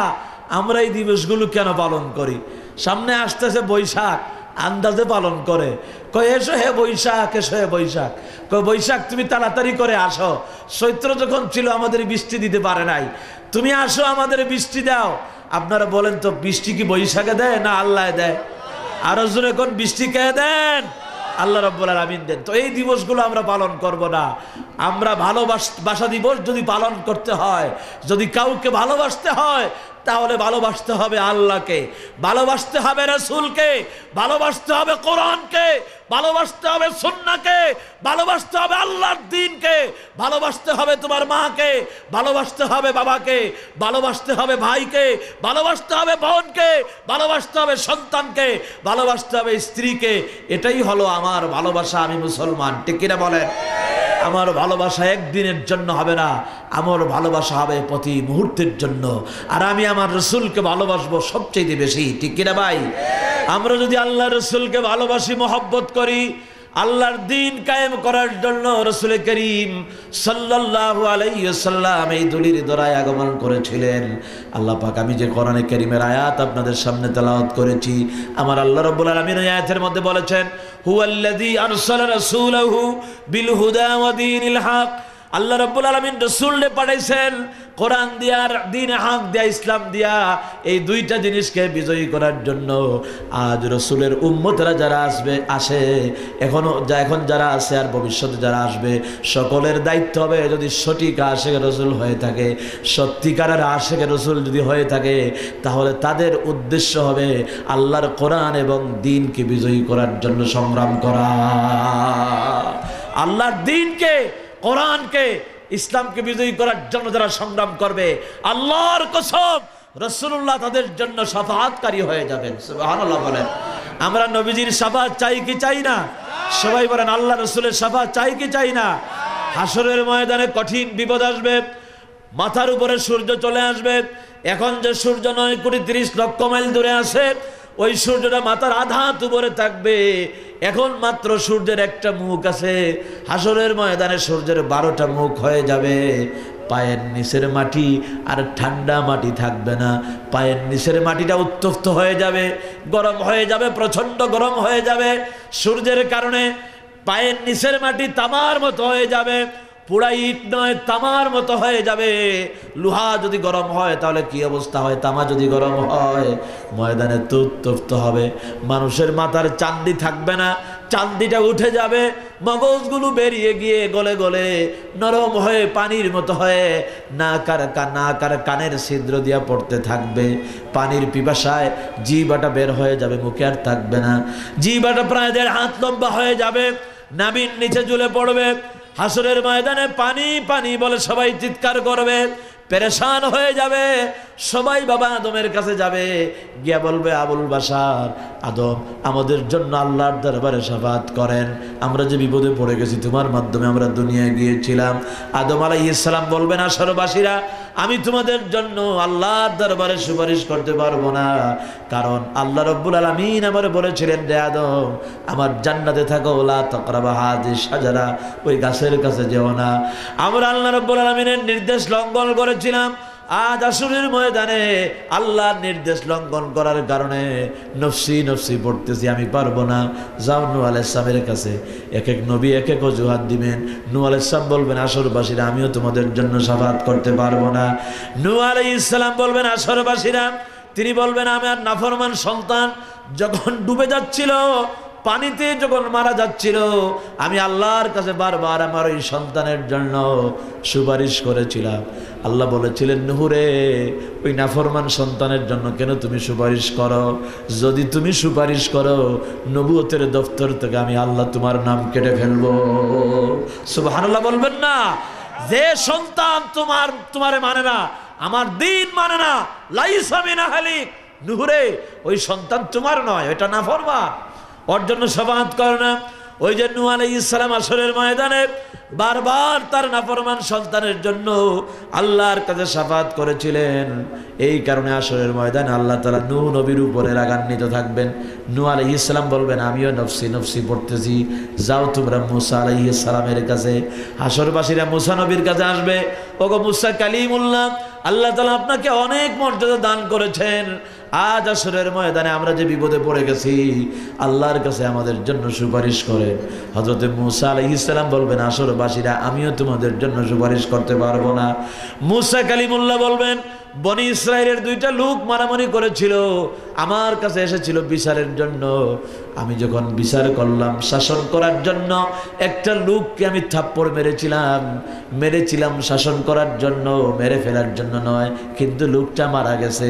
এই যে আমি হত্যাকাণ্ড সংগঠিত করেছিলাম, আজ হাসরের ময়দানে আল্লাহ রাব্বুল আলামিন কিপ্তি হত্যার কারণে আমার উপর রাগান্বিত আছেন। সুবহানাল্লাহ। কেউ শাফাত করবেন। মুসা নবীকে আল্লাহ তাআলা এত শক্তি দিছিলেন, চিন্তা করছেন নি? এক থাপ্পড়ে মানুষ মাইরে ফেলায়, কত শক্তি আল্লাহ তাআলা তারা দান করছে। আজরাইল কত শক্তিশালী, মুসা আলাইহিস সালামের কাছে আসছে। মুসা আলাইহিস সালাম রাষ্ট্রপ্রধান ছিলেন, রাষ্ট্রপতি ছিলেন। জনগণকে বলে দিয়েছেন, তোমাদের দাবি দাওয়া নিয়ে আমার কাছে আসবে, কিন্তু একটা গুরুত্বপূর্ণ সময় আছে আমার, এটাতে আমি ইম্পর্টেন্ট কাজ করি, ওই সময় আমার কাছে আইসা ডিস্টার্ব দিও না কেউ। সবাই দাবি দাওয়া নিয়ে আসে, কিন্তু ওই টাইমটা একটা নির্দিষ্ট কিছু সময় আছে, ওই টাইমে কেউ মুসার কাছে যায় না, কারণ মুসা আলাইহিস সালাম একটু রাগী নবী ছিলেন। কিন্তু আজরাইল মানুষের আকৃতি নিয়ে ঢুকে পড়ছে রুমে, সে তো টাইম জানে না। মুসা আলাইহিস সালামের রাগ উঠলো, হাতের জামা টাইট করে বাম হাত দিয়া আজরাইলে মারছে থাপ্পড়, বুখারী শরীফের হাদিস। আজরাইল থাপ্পড় খাইয়া আজরাইলের একটা চোখ মাটিতে পড়ে গেছে। আজরাইলের চিন্তা করে, আমি আজরাইল আর হেতে আমারে মারে, এ তো আমার সাইতে আরো বড় আজরাইল, এ তো আমারে মাইরে ফেলাবে, তাড়াতাড়ি ভাগ। আজরাইল আল্লাহর কাছে গিয়া কয়, আল্লাহ এই ঘটনা। আল্লাহ বলেন, তুই সালাম দেস নাই কে? সুবহানাল্লাহ পড়বেন না আপনারা? সেই আজরাইল মুসা আলাইহিস সালামের মৌতটাও কিন্তু খুব সুন্দর হয়েছে। আল্লাহ তাআলা কয়েকজন ফেরেশতা পাঠাইছিলেন দুনিয়াতে, যাও একটা কবর খনন করো। জান্নাতের ফেরেশতারা আইসা দুনিয়ায় কবর বানায়। সুবহানাল্লাহ বলবেন না আপনারা? ওই কবরের ভিতর থেকে জান্নাতের ঘ্রাণ আসতেছে, সুগন্ধি আসতেছে। গ্রামটা অনেক দূর চলে গেল, মুসা আলাইহিস সালামের নাকে গিয়া লাগলো, পেরেশান হয়ে গেলেন, কোথ থেকে এত সুন্দর সুগন্ধি আসে, তালাশ করার জন্য তিনি বেরিয়ে গেলেন। পথ চলতে চলতে অনেক দূর চলে গেলেন, হাঁটতে হাঁটতে গিয়া দেখলেন খুব সুন্দর কয়েকজন মানুষ কবর খনন করে, আর এই কবরের ভিতর থেকে সুগন্ধিটা আসে। তিনি বললেন, ভাইরা, আমি এই সুগন্ধি তালাশ করার জন্য অনেক দূর থেকে হেঁটে হেঁটে আসতেছি, আমি ক্লান্ত হয়ে গেছি, তোমরা যদি পারমিশন দাও তাহলে ওই কবরে বসে বসে আমি কিছুক্ষণ বিশ্রাম নিতে চাই। তারা বলল, আল্লাহর পয়গম্বর, আমরা আপনারা চিনে ফেলেছি, আপনি এই জামানার নবী, কোনো টেনশন নাই, যতক্ষণ মন চাই কবরে বসে বসে আপনি আরাম ফরমান। সুবহানাল্লাহ। মুসা আলাইহিস সালাম বসলেন, তার বড় ভালো লাগলো। তিনি বললেন, আমি ঘুমাইতে চাই। তারা বলল, ঠিক আছে ঘুমান। বসতে দিলে তো ঘুমাইতে চায়।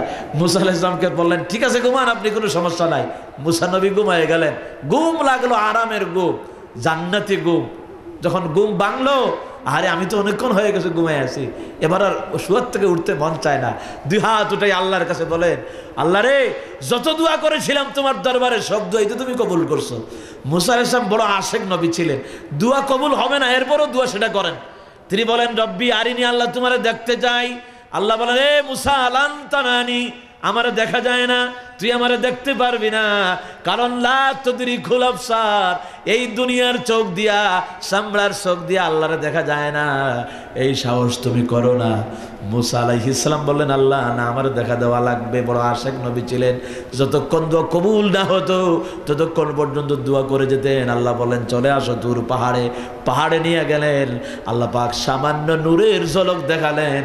হযরত মুসা আলাইহিস সালাম আল্লাহরে দেখতে পারেন নাই, বেহুশ হয়ে জমিনের উপরে পড়ে রইলেন। সুবহানাল্লাহ। আল্লাহর নূরের তাজাল্লি সহ্য করা যায় না, বেহুশ হয়ে গেলেন মুসা নবী। আমার ভাইরা, মুসা আলাইহিস সালাম আল্লাহ তাআলার দরবারে দোয়া করলেন, আল্লাহ তোমার সঙ্গে আমি একটু কথা বলতে চাই। দেখেন না, আগে দেখতে চাইলে আমার কথা বলতে চাই। আল্লাহ বললেন, ঠিক আছে আসো। আল্লাহ পাক পর্দার আড়াল থেকে মুসা নবীর সাথে কথা বলতেন। সুবহানাল্লাহ বলবেন না? কালিমুল্লাহ একমাত্র মুসা আলাইহিস সালাম। মুসা আলাইহিস সালাম এবার আল্লাহর দরবারে দোয়া করতেন, কবরে শুয়ে শুয়ে বলতেছে, মাবুদ রে, জীবনে অনেক দোয়া করেছি কবুল হওয়ার নয়, তারপরেও তুমি আমার দোয়া ফিরায় দাও নাই। মাওলা রে, আমার জীবনে আর কোনো ফরিয়াদ তোমার কাছে নাই। আমি জানি না এই কবরটা কার, কিন্তু বড় পছন্দ হয়েছে আমার। মাওলা গো, দয়া করে আমারে তুমি এই কবরটা দান করে দাও। আল্লাহ কয়, মুসা তোমার দুয়ার দরকার নাই, এটা আমি তোমার জন্যই রেডি করতেছি, তুমি জায়গা মতো চলে আসছো, চিন্তা নাই। আল্লাহ আজরাইলকে ডাকলেন, মালাকাল মজ্জা। মুসা তার জায়গা মতো পড়ছে। আজরাইল মুসা আলাইহিস সালামের কাছে আসছে, আয়সা থরথর করে কাঁপে, যদি আবার সুবহানাল্লাহ বলবেন না। সেই জলিলুল কদর পয়গম্বর মুসা আলাইহিস সালাম হাসরের ময়দানে নফসি নফসি পড়তে থাকবেন। আজ হাসরের ময়দানে আমি তোমাদের জন্য আল্লাহর দরবারে শাফাত করতে পারবো না, যাও তোমরা ইব্রাহিম আলাইহিস সালামের কাছে। হাসরবাসীরা ইব্রাহিম আলাইহিস সালামের কাছে আসবে, আসার পূর্বে বলবে, আপনি তো জাতির পিতা। আল্লাহ রাব্বুল আলামিন ইব্রাহিম আলাইহিস সালামকে বললেন, আমি তোমাকে ইমাম বানাতে চাই। ইন্নী জাইলুকা লিন্নাসি ইমামা, আমি তোমাকে মানব জাতির ইমাম বানাবো। ইব্রাহিম আলাইহিস সালামকে আল্লাহ এত বড় ইমাম বানায় দিলেন, এত বড় নেতা বানায় দিলেন। আমরা কিন্তু উম্মতে মুহাম্মদী, কিন্তু আমাদের নামাজের ভিতরে ইব্রাহিম আলাইহিস সালামের নামে দুরূদ শরীফ আছে। সুবহানাল্লাহ বলবেন না? আল্লাহুম্মা সাল্লি আলা মুহাম্মাদিন ওয়া আলা আলি মুহাম্মাদ কামা সাল্লাইতা আলা ইব্রাহিম ওয়া আলা আলি ইব্রাহিম ইন্নাকা। ইব্রাহিম আলাইহিস সালামের নামে দুরূদ শরীফ আছে না নাই? জোরে কোন আছে না নাই?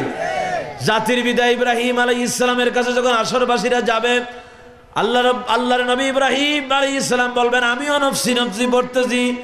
আজ আসরের ময়দানে আমি তোমাদের জন্য আল্লাহর দরবারে সুপারিশ করতে পারবো না। এক একজনে এক এক অজুহাত দিবেন, আর ইব্রাহিম নবী 3টা অজুহাত দিবেন।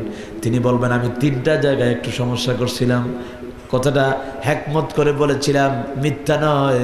ইব্রাহিম আলাইহিস সালাম একজন পয়গম্বর, কোন নবী রাসূলেরা জিন্দেগিতে মিথ্যা কথা বলতে পারে না। সুবহানাল্লাহ।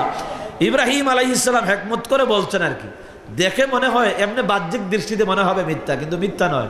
ওরা যখন মেলায় যাচ্ছে, ইব্রাহিম আলাইহিস সালামকে বলল, আমাদের সাথে মেলায় চলো। ইব্রাহিম আলাইহিস সালাম শাহাদাত আঙ্গুল বুকের দিকে দিয়ে বললেন, ইন্নী সাকিম, আমি অসুস্থ, আমি যেতে পারবো না, তোমরা যাও। আসলে সুস্থ ছিলেন, শারীরিক দিক থেকে সুস্থ ছিলেন, কিন্তু ওই যে তাফসীরের মধ্যে লেখা আছে আঙ্গুলটা তো বুকের দিকে ধরেছেন। তিনি ইশারা দিয়ে বুঝাই দিচ্ছেন যে আমার বাঁ পাজর এ মূর্তি বানাইয়া বাজারে বিক্রি করে আমি ছেলে পয়গম্বর, আমার মন কেমনে ভালো থাকবে, আমি সাকিব, তোমরা যাও। ওরা মেলায় গেছে, ইব্রাহিম আলাইহিস সালাম মূর্তির সামনে গেছেন, ওরা যেখানে মূর্তি রাখে ওখানে গেছেন, যাওয়ার পরে গিয়া দেখছেন মূর্তির সামনে অনেক সুন্দর সুন্দর খাবার, খোদাদের সামনে খাবারগুলো রেখে দিয়েছে, খোদারা খায় না, অনেকক্ষণ হয়ে গেছে। ইব্রাহিম আলাইহিস সালাম খাবারগুলো হাতে নিলেন, নিয়ে মুখের কাছে ধরলেন, এই খোদারা এত সুন্দর খাবার তোমাদের দিয়ে গেছে, একটু খাও। খায় না, একটা একটা করে সবার কাছে যান, কেউ খায় না। ইব্রাহিম আলাইহিস সালাম বলেন, খাও না, ঠিক আছে তোমাদের পেট খারাপ হইতে পারে, কিন্তু খাও না কেন এটা তো বলবা, কথা বলো না কেন, খায়ও না কথাও বলে না। ইব্রাহিম আলাইহিস সালাম বললেন, তোমরা কিসের খোদা, তোমরা তো হুদা। সবগুলো বাংলেন, একটা একটা করে বাংলেন। আসলে মূর্তিগুলো হুদা, ঠিক কিনা বলেন? আমরা মূর্তির বিরোধিতা করি না হিন্দু ভাইরা, কারণ লাকুম দীনুকুম ওয়ালিয়া দিন। এটা কোরআন শরীফ না বুখারী শরীফ? হ্যাঁ, কোরআন শরীফ। মাঝে মাঝে কেউ কেউ কয় আল্লাহ বুখারী শরীফে কইছে লাকুম দীনুকুম ওয়ালিয়া দিন, এই রকমের কথা। তাদের জন্য তাদের ধর্ম, আমাদের জন্য আমাদের ধর্ম। হিন্দু ভাইয়েরা মূর্তি বানায়া পূজা করুক, কোন মুসলমান বাধা দেবে না, ঠিক কিনা বলেন? কিন্তু আমি মুসলমান, আমি মূর্তি বানাতে পারি না। কোন মুসলমান মূর্তি, এই যে সুপ্রিম কোর্টের সামনে মূর্তি বানানো হয়েছে, এটা নাকি জাস্টিস, এটা ন্যায় বিচারের প্রতীক। এই মূর্তি কেমনে ন্যায় বিচারের প্রতীক হবে? হ্যাঁ, নাকের উপরে মাছি বসে যদি পায়খানা করে, নাকের উপর থেকে মাছিটা সরাবার ক্ষমতা মূর্তি আছে নাকি কর? না, তার সে ন্যায় বিচারের প্রতীক কেমনে হবে? ইব্রাহিম আলাইহিস সালাম মূর্তিগুলো বাংলেন, বড়টার উপরে কান্দের উপরে কোরাল ঝুলাইয়া দিলেন। ওরা মেলার থেকে আইসে দেখে সর্বনাশ, সব শেষ হয়ে গেছে। ওরা বুঝতে পারছে ইব্রাহিম এই ঘটনা ঘটাইছে। ইব্রাহিমকে ডাকলো, ইব্রাহিম এই কাণ্ডগুলো কে ঘটাইছে দেখো তো, এগুলো সব ব্যাংকে কি করছো? ইব্রাহিম বললেন, দেখো না বড়টার কান্দের উপরে কুড়াল ঝুলিয়ে আছে। তিনি বলতে পারতেন সরাসরি যে আমি কাজটা করাইছি, কিন্তু তিনি ইশারা দিলেন বড়টার দিকে, এটা হিকমত দিয়ে দাওয়াত দিয়েছেন। তখন তারা বলল, বড়টা কেমনে ভাঙবে, ও তো এখান থেকে সামনে আসতে পারবে না।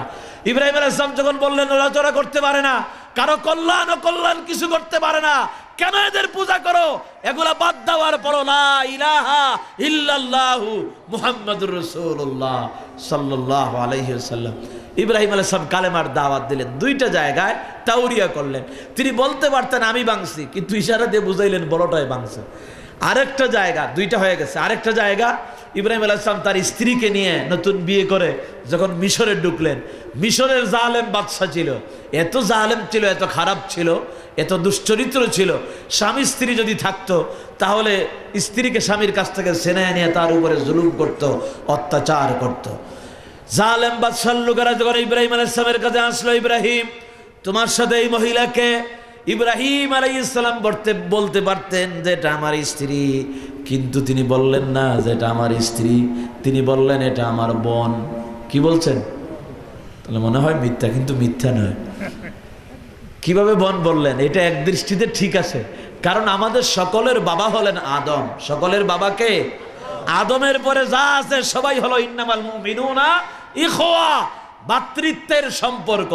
দেখেন না এখনো মাঝে মাঝে ইলেকশনের সময় ছেলেও দাঁড়ায় কয় আমার ভাই তোমার ভাই, সেরাগালি ভাই, সেরাগালি ভাই, ঠিক আছে না? এই ধরনের স্লোগান দেয়, আসলে হের বাপ, কিন্তু বলতেছে ভাই। এটা ইলেকশনের জন্য ভাই বানাইছে, ঠিক আছে, অসুবিধা নাই, কারণ সবাই তো ওই বাবা আদমের সন্তান।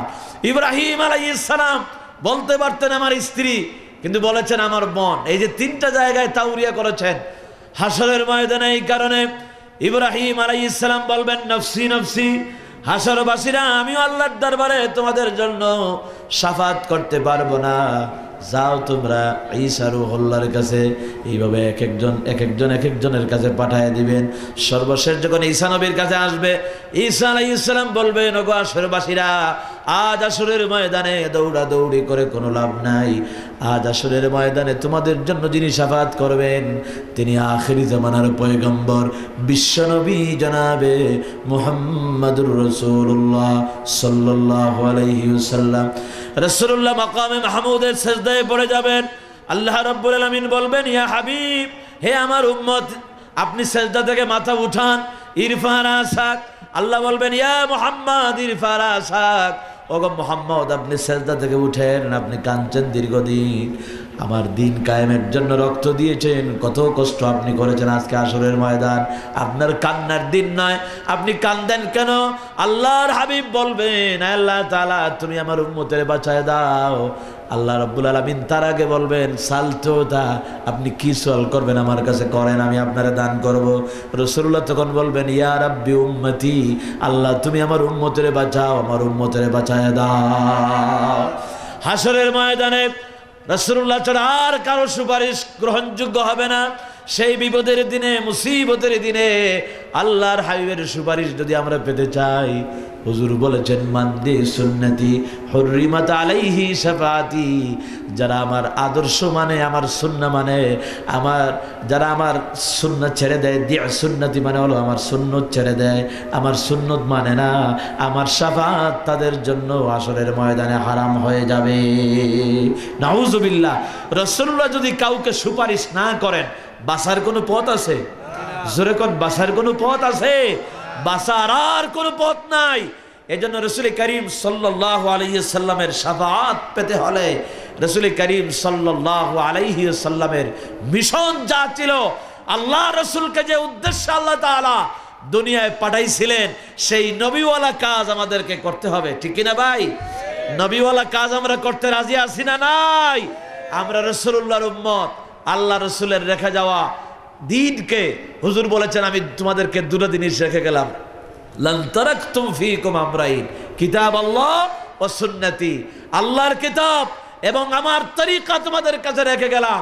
ও মুসলমানেরা, আশিকে রাসূল তো সে যে প্রত্যেকটা কাজ, দৈনন্দিন জীবনের ব্যবহারিক যত কাজ আছে, সব কাজে, জীবনের ব্যবহারিক সব কাজে আগে আল্লাহর রাসূলকে অনুসরণ করবে, সেই হলো প্রকৃত আশিকে রাসূল। ঠিক কিনা বলেন? আপনি হাতের নখটা কাটবেন, কোন আঙ্গুল থেকে নখ কাটা শুরু করবেন, কোন আঙ্গুলে গিয়ে নখ কাটা শেষ করবেন? আপনি রাসূলুল্লাহকে অনুসরণ করবেন, ফলো করবেন। তিরমিজি শরীফের হাদিসের মধ্যে এসেছে, আল্লাহর হাবিব ডান হাতের শাহাদাত আঙ্গুল থেকে নখ কাটা আরম্ভ করতেন। রাসূলুল্লাহ এই আঙ্গুল থেকে জুমার দিন নখ কাটতেন। আপনি যদি এই আঙ্গুল থেকে নখ করা শুরু করেন, রাসূলের সুন্নতের উপর আমল করলেন, এদিকে যেতেন, তারপরে বাম হাতের এই যে ছোট আঙ্গুল থেকে শুরু করতেন, এদিকে আসতেন, সব শেষে এসে আল্লাহর হাবিব ডান হাতের বৃদ্ধাঙ্গুলের নখটা যদি রাসূলুল্লাহর মতো নখ কাটা হয়, ছোট্ট একটা কাজ আপনি করতেছেন নেইল কাটার দিয়া, আপনি নখ কাটনি দিয়া ছোট্ট ছোট্ট নখগুলি কেটে কেটে জমিনের উপরে ফেলতেছেন, আর ফেরেশতারা আপনার আমলের ভিতরে ইবাদতের সওয়াব লিখতেছে। নখ কাটতেছেন কিন্তু ইবাদত হয়ে যাচ্ছে রাসূলুল্লাহর মতো হয়ে যাওয়ার কারণে। আপনি বাথরুমে যাবেন, বাথরুম একটা নাপাক জায়গা, ওখানে মলমূত্র ত্যাগ করা হয়, ওই বাথরুমে যাওয়ার সময় যদি রাসূলুল্লাহর মতো যান, নবীজি আগে খুন পা দিতেন, ওখানে বসতেন কেমনে, আবার কেমনে টিস্যু ডিলা ব্যবহার করতেন, কয়টা ডিলা নবীজি ইউজ করতেন, আপনি কয়টা টিস্যু ব্যবহার করবেন রাসূলুল্লাহ শিখালেন। আবার যখন বাথরুম থেকে বের হবেন, যদি রাসূলুল্লাহর মতো বের হন, যতক্ষণ আপনি বাথরুম করতেছিলেন ফেরেশতারা আপনার আমলের ভিতরে ইবাদতের সব লিখতেছিল। সব ইবাদত হয়ে যাবে যদি নবীজির মতো হয়। আপনি খাওয়া দাওয়া করবেন, কি পরিমাণ খাবেন, এটা আমার নবীজির সুন্নতের ভিতরে আসে না নাই? ভাই বলেন তো। আমরা মজার খাবার পাইলে পেটটা টাইট করে ফেলি, একদম গলা পর্যন্ত চলে আসে খাইতে খাইতে, একদম গলা পর্যন্ত। আজকে ডাক্তাররা বলতেছে মানুষ না খাইয়া খুব কম মরে, না খাইয়া মরে না, যত মরতেছে সব খাইয়া খাইয়া মরতেছে। ঠিক কিনা কয়? খাইতে খাইতে আমরা কত মোটা হয়ে যাই। মেডিকেল সায়েন্স খালি কইতেছে কম খাও, কম খাও, রোগ ব্যাধি থেকে যদি বাঁচতে চাও কম করে খাও। রাসূলুল্লাহ পেটকে 3 ভাগ করতেন, এক ভাগে খাবার থাকতো, এক ভাগে পানি থাকতো, আর আরেকটা ভাগ খালি থাকতো। যদি ওইভাবে খান তাহলে আপনার ট্রাবলস হবে না, পেটের মধ্যে কোনো সমস্যা হবে না। রাসূলের সুন্নত এটা। আজকে মেডিকেল সায়েন্স যেটা বলতেছে, 1500 বছর আগে সব ডাক্তারের বড় ডাক্তার আমার নবী সেই কথাটা বলে গিয়েছেন। সুবহানাল্লাহ পড়বেন না? আমার ভাইরা, ব্যবহারিক জীবনে যত কাজ আছে আপনি সব কাজ নবীজিকে ফলো করেন, এটাই হলো নবীওয়ালা কাজ। আল্লাহর নবী কেমনে ঘুমাতেন? রাসূলুল্লাহ ডান হাতটা মাথার নিচে রেখে দিতেন, ডান কাতে আল্লাহর নবী ঘুমাতেন। ডাক্তাররা পরীক্ষা করে দেখেছে যদি কেউ ডান কাতে ঘুমায় তাহলে তার হার্ট ভালো থাকে, সহজে হার্ট অ্যাটাক হয় না। আর ডান কাতে ঘুমালে পা থেকে শুরু করে মাথা পর্যন্ত সমস্ত বডির ভিতরে ব্লাড সার্কুলেশন করে, রক্ত চলাচল করে, আরামে ঘুম হয়। আজকে অনেক যুবক আছে কয় হুজুর ঘুমাইতে পারি না। এটা একটা সমস্যা, মানুষের ঘুম এখন অনেক কম হয়। ঠিক কিনা বলেন? ঘুম হয় না, কত ট্যাবলেট খায় ঘুমের জন্য, কত ঔষধ খায়, কিন্তু ঘুমাইতে পারে না। একদিন আমার এসে একজনে কয় হুজুর অনেক ডাক্তারের কাছে গেছি, কোনো কাজে লাগে না, আপনার কাছে কোনো তাবিজ টাবিজ আছে নি ঘুমের? আমার একটা তাবিজ আছে না, তাবিজ বানাইতে বানাইতে ঘুমের তাবিজ পর্যন্ত বানায় ফেলাইছে। আমি বললাম তুই ঘুমাস কেমনে? কয় আমি ঘুমাই তো শীত হইয়া ঘুমাই। আমি বললাম শীত হইয়া না, তোমার এই কাজটা রাসূলুল্লাহকে ফলো করে করো। যখন ঘুমাতে যাবা ডান হাতটা মাথার নিচে রাখো আর ডান কাতে ঘুমাও, আর দোয়া পড়বা। রাসূলুল্লাহ দোয়া শিখাইছেন, যখন ঘুমাতে যাবেন 4টা দোয়া পড়বেন, 4টা জিনিসের উপর আমল করে ঘুমাবেন। প্রথমে পড়বেন আল্লাহুম্মা বিইসমিকা আমুতু ওয়া আহইয়া, আপনি আল্লাহর নামে মারা যাচ্ছেন। এরপরে আপনি পড়েন আয়াতুল কুরসি। কোরআনে কারীমের সর্বশ্রেষ্ঠ আয়াতের নাম হলো আয়াতুল কুরসি। সর্বশ্রেষ্ঠ আয়াতের নাম কি ভাই? আয়াতুল কুরসি। সবাই মুখস্থ করবেন, করবেন তো ভাই ইনশাআল্লাহ? বলেন ইনশাআল্লাহ। কোরআনে কারীমের আয়াতুল কুরসি শ্রেষ্ঠ আয়াত। নবীজি বলেছেন প্রত্যেক ফরজ নামাজের সালাম ফিরাইয়া আয়াতুল কুরসি পড়বেন। আল্লাহর হাবিব বলেছেন যারা আয়াতুল কুরসি পড়ে ফরজ নামাজের পরে, তাদের মাঝে আর জান্নাতের মাঝে একটা বাধা আছে। সেই বাধাটা হলো মউত বা মৃত্যু। এই লোকটা জান্নাতে যাওয়ার জন্য মৃত্যু বাধা দেয়, মারা যাওয়ার সঙ্গে সঙ্গে আল্লাহ তাআলা তার জান্নাত দান করে দিবে। ঘুমাবার সময় নবীজি আয়াতুল কুরসি পড়তেন, আর নবীজি পড়তেন লা ইলাহা ইল্লাল্লাহু মুহাম্মাদুর রাসূলুল্লাহ, কালিমা পড়তেন। এরপরে পড়তেন বিসমিল্লাহ। এই 4টা জিনিসের উপর আল্লাহর হাবিব আমল করতেন আর ঘুমাতেন। নবীজির এই সুন্নাতের উপর আমল করে যারা রাতের বেলা ঘুমায় যাবে, ঘুমন্ত অবস্থায় যদি আপনার মওত হয়ে যায়, আল্লাহর হাবিব বলেছেন এই মওতকে আল্লাহ রাব্বুল আলামিন শাহাদাতের মওত হিসেবে কবুল করে নেবে। শহীদি মওত হয়ে যাবে যদি নবীজির মতো হয়ে যায়। আল্লাহর নবী সব শিখাইলেন। আপনার শরীরের পোশাকটা কেমন হবে, নবীজির সুন্নত এই ব্যাপারে আছে না নাই? বলেন তো, লেবাসুত তাকওয়ার ব্যাপারে হাদিসে আছে না নাই ভাই? আজকে আমরা এক এক সময় এক এক স্টাইল আসে আমাদের দেশে, আমাদের নিজস্ব কোনো সংস্কৃতি নাই। আমরা ওই যে বাইরের থেকে আমদানি করি, যারা লন্ডনে যায় এরা যখন বাংলাদেশে আসে দেখবেন কিছু যুবক এদেরকে ফলো করতে থাকে। আর এরা যে রিংগুলো পরে, ছেলে মানুষ কানের মধ্যে রিং পরে, নাকের মধ্যে রিং পরে, তারপরে এখানেও লাগায় ওই যে লোহার মতো ছিদ্র করে এখানে ঢুকায় দেয়। এরকমের আছে না নাই? যুবকেরা বলেন তো, কত স্টাইল আসতেছে আমাদের দেশে। আরে প্যান্ট যেগুলি পরে, এত টাইট প্যান্ট পরে। একজনকে জিজ্ঞেস করলাম এই প্যান্টের নাম কি? কয় হুজুর এটার নাম স্কিন টাইট, যেটা স্কিনের সাথে চামড়ার সাথে টাইট হয়ে লেগে থাকে, এটার নাম স্কিন টাইট। এত টাইট প্যান্ট দেখেন, যে কারণে প্যান্টটা পরলো বোঝা যাচ্ছে যে শরীরের গোপন অঙ্গগুলো বেরিয়ে আসতেছে। হায়া শরম নাই, হায়া শরম নাই, এত টাইট প্যান্ট। একজনকে জিজ্ঞাইলাম এই টাইট প্যান্টে ঢুকলে কেমনে, এত কষ্ট করে কেমনে ঢুকছস? এটা কি সেলাই করে ঢুকছো না ঢুকে সেলাই করছো? কেমনে ঢুকলে এটার ভিতরে? কয় হুজুর খুব কষ্ট করে ঢুকছি। মরার সময়ও শান্তি পায় না, ঠিক কিনা কর? স্কিন টাইট কেমনে যে পেশাব পায়খানা করে আল্লাহই ভালো জানে, কেমনে যে এই কাজগুলো সারে আল্লাহ তাআলা ভালো জানেন। আমাদেরকে খালি দোষ ধরে লোকেরা, কই হুজুররাই দেশটারে খাইছে। আছে না এরকমের কথা? আছে না? কই হুজুররা এত লম্বা লম্বা পাঞ্জাবি লাগায়, কাপড়ের দাম হুজুররাই বাড়ায় দেয়। আসলে আমরা যেগুলি লাগাই এগুলাতে আরাম আছে। পাঞ্জাবি ঢিলা ঢালা থাকে পোশাকগুলো। আমরা যদি কোথাও ধরেন যাচ্ছি সফর করতে, যে কোত্থেকে কোথায় চলে আসলাম, কত আরাম, ড্রেস চেঞ্জ করাও লাগে না, আরামে শুইতে পারি, বসতে পারি, খাওয়া দাওয়া সবই তো করলাম এই কাপড় দিয়া। রাস্তায় যদি কোথাও কে কখন মারা যাবো জানি না, কোথাও যদি মারাও যায় আর কাপড় যদি নাও থাকে, যে লম্বা কাপড় আছে গায়ে, এটা নিয়েও কবরে যাওয়া যায়, ঠিক কিনা ভাই বলেন? রাসূলের সুন্নতের ভিতরে ব্যবহারিক জীবনে যতগুলি কাজ আপনি করবেন, সব ব্যাপারে আল্লাহর নবীকে ফলো করেন। ব্যবসা বাণিজ্য করবেন, ব্যবসার ব্যাপারে আমার নবীজির আদর্শ আছে। রাসূলুল্লাহ ব্যবসা করতেন। মা খাদিজা আরবের একজন ধনাঢ্য নারী ছিলেন, অনেক বড় ব্যবসাদার ছিল। সেই মা খাদিজা অনেক ঘর থেকে, তিনি যখন বিধবা হয়ে গেলেন, অনেক ঘর থেকে তার বিয়ের প্রস্তাব আসলো। মা খাদিজা কারো কাছে বিয়ে বসলেন না। আল্লাহর হাবিবের ব্যবসার সফলতা যখন দেখলেন, আমানতদারিতা যখন দেখলেন, মা খাদিজা নিজে আল্লাহর রাসূলের কাছে তার বিয়ের প্রস্তাব পাঠিয়ে দিলেন। সুবহানাল্লাহ। ব্যবসায়ীরা ব্যবসা কেমনে করবে নবীজি শিখাইছেন। আমরা তো খালি ভেজাল ব্যবসা করি। আমাদের দেশের ব্যবসায়ীরা ওজনে কম দেয়, খাদ্যে ভেজাল দেয়। গরুর গোশত কিনতে যদি যান, দেখবেন আপনারে যখন ওজন করে 1 কেজির জায়গায় 1.25 কেজি দিতেছে। আপনি তো খুব খুশি, আমারে বেশি দিতেছে, কিন্তু বাড়ি এনে ওজন করেন দেখবেন 1.25 কেজি হয়ে গেছে, 0.5 কেজি নাই। আছে না? আছে। তারপরে খাদ্যে ভেজাল দেয়, ফরমালিন মিশিয়ে দেয়। আপনি কি খাবেন? আপনি চানাচুর খাচ্ছেন, খুব মজা পাইতেছেন, কিন্তু এটা পচা তেল দিয়ে ভাজা। ব্রেড খাবেন, এটা পচা ডিম দিয়ে বানাইছে। তারপরে আপনার এই যে টমেটো খাবেন, ফরমালিন দিয়ে দিছে। মাছ খাবেন, এটাতেও ফরমালিন আছে। কি খাবেন? মানুষের যে আজকে এত বড় বড় অসুখ হচ্ছে, ক্যান্সার হচ্ছে, দুরারোগ্য ব্যাধিতে মানুষ আক্রান্ত হচ্ছে, এর মূল কারণ হচ্ছে ব্যবসায়ীরা খাদ্যের মধ্যে ভেজাল দেয়। এই কারণে মানুষের অসুখ, অনেক অসুখ হয়। আমার ভাইরা, রসুল্লাহ ব্যবসা করতেন। রসুল্লাহ তো এরকমের প্রতারণা করতেন না। খুলনা, বাগেরহাট, ওই সমস্ত এলাকায় বড় বড় চিংড়ি মাছ পাওয়া যায়, গলদা চিংড়ি। এগুলো লন্ডনে যায়।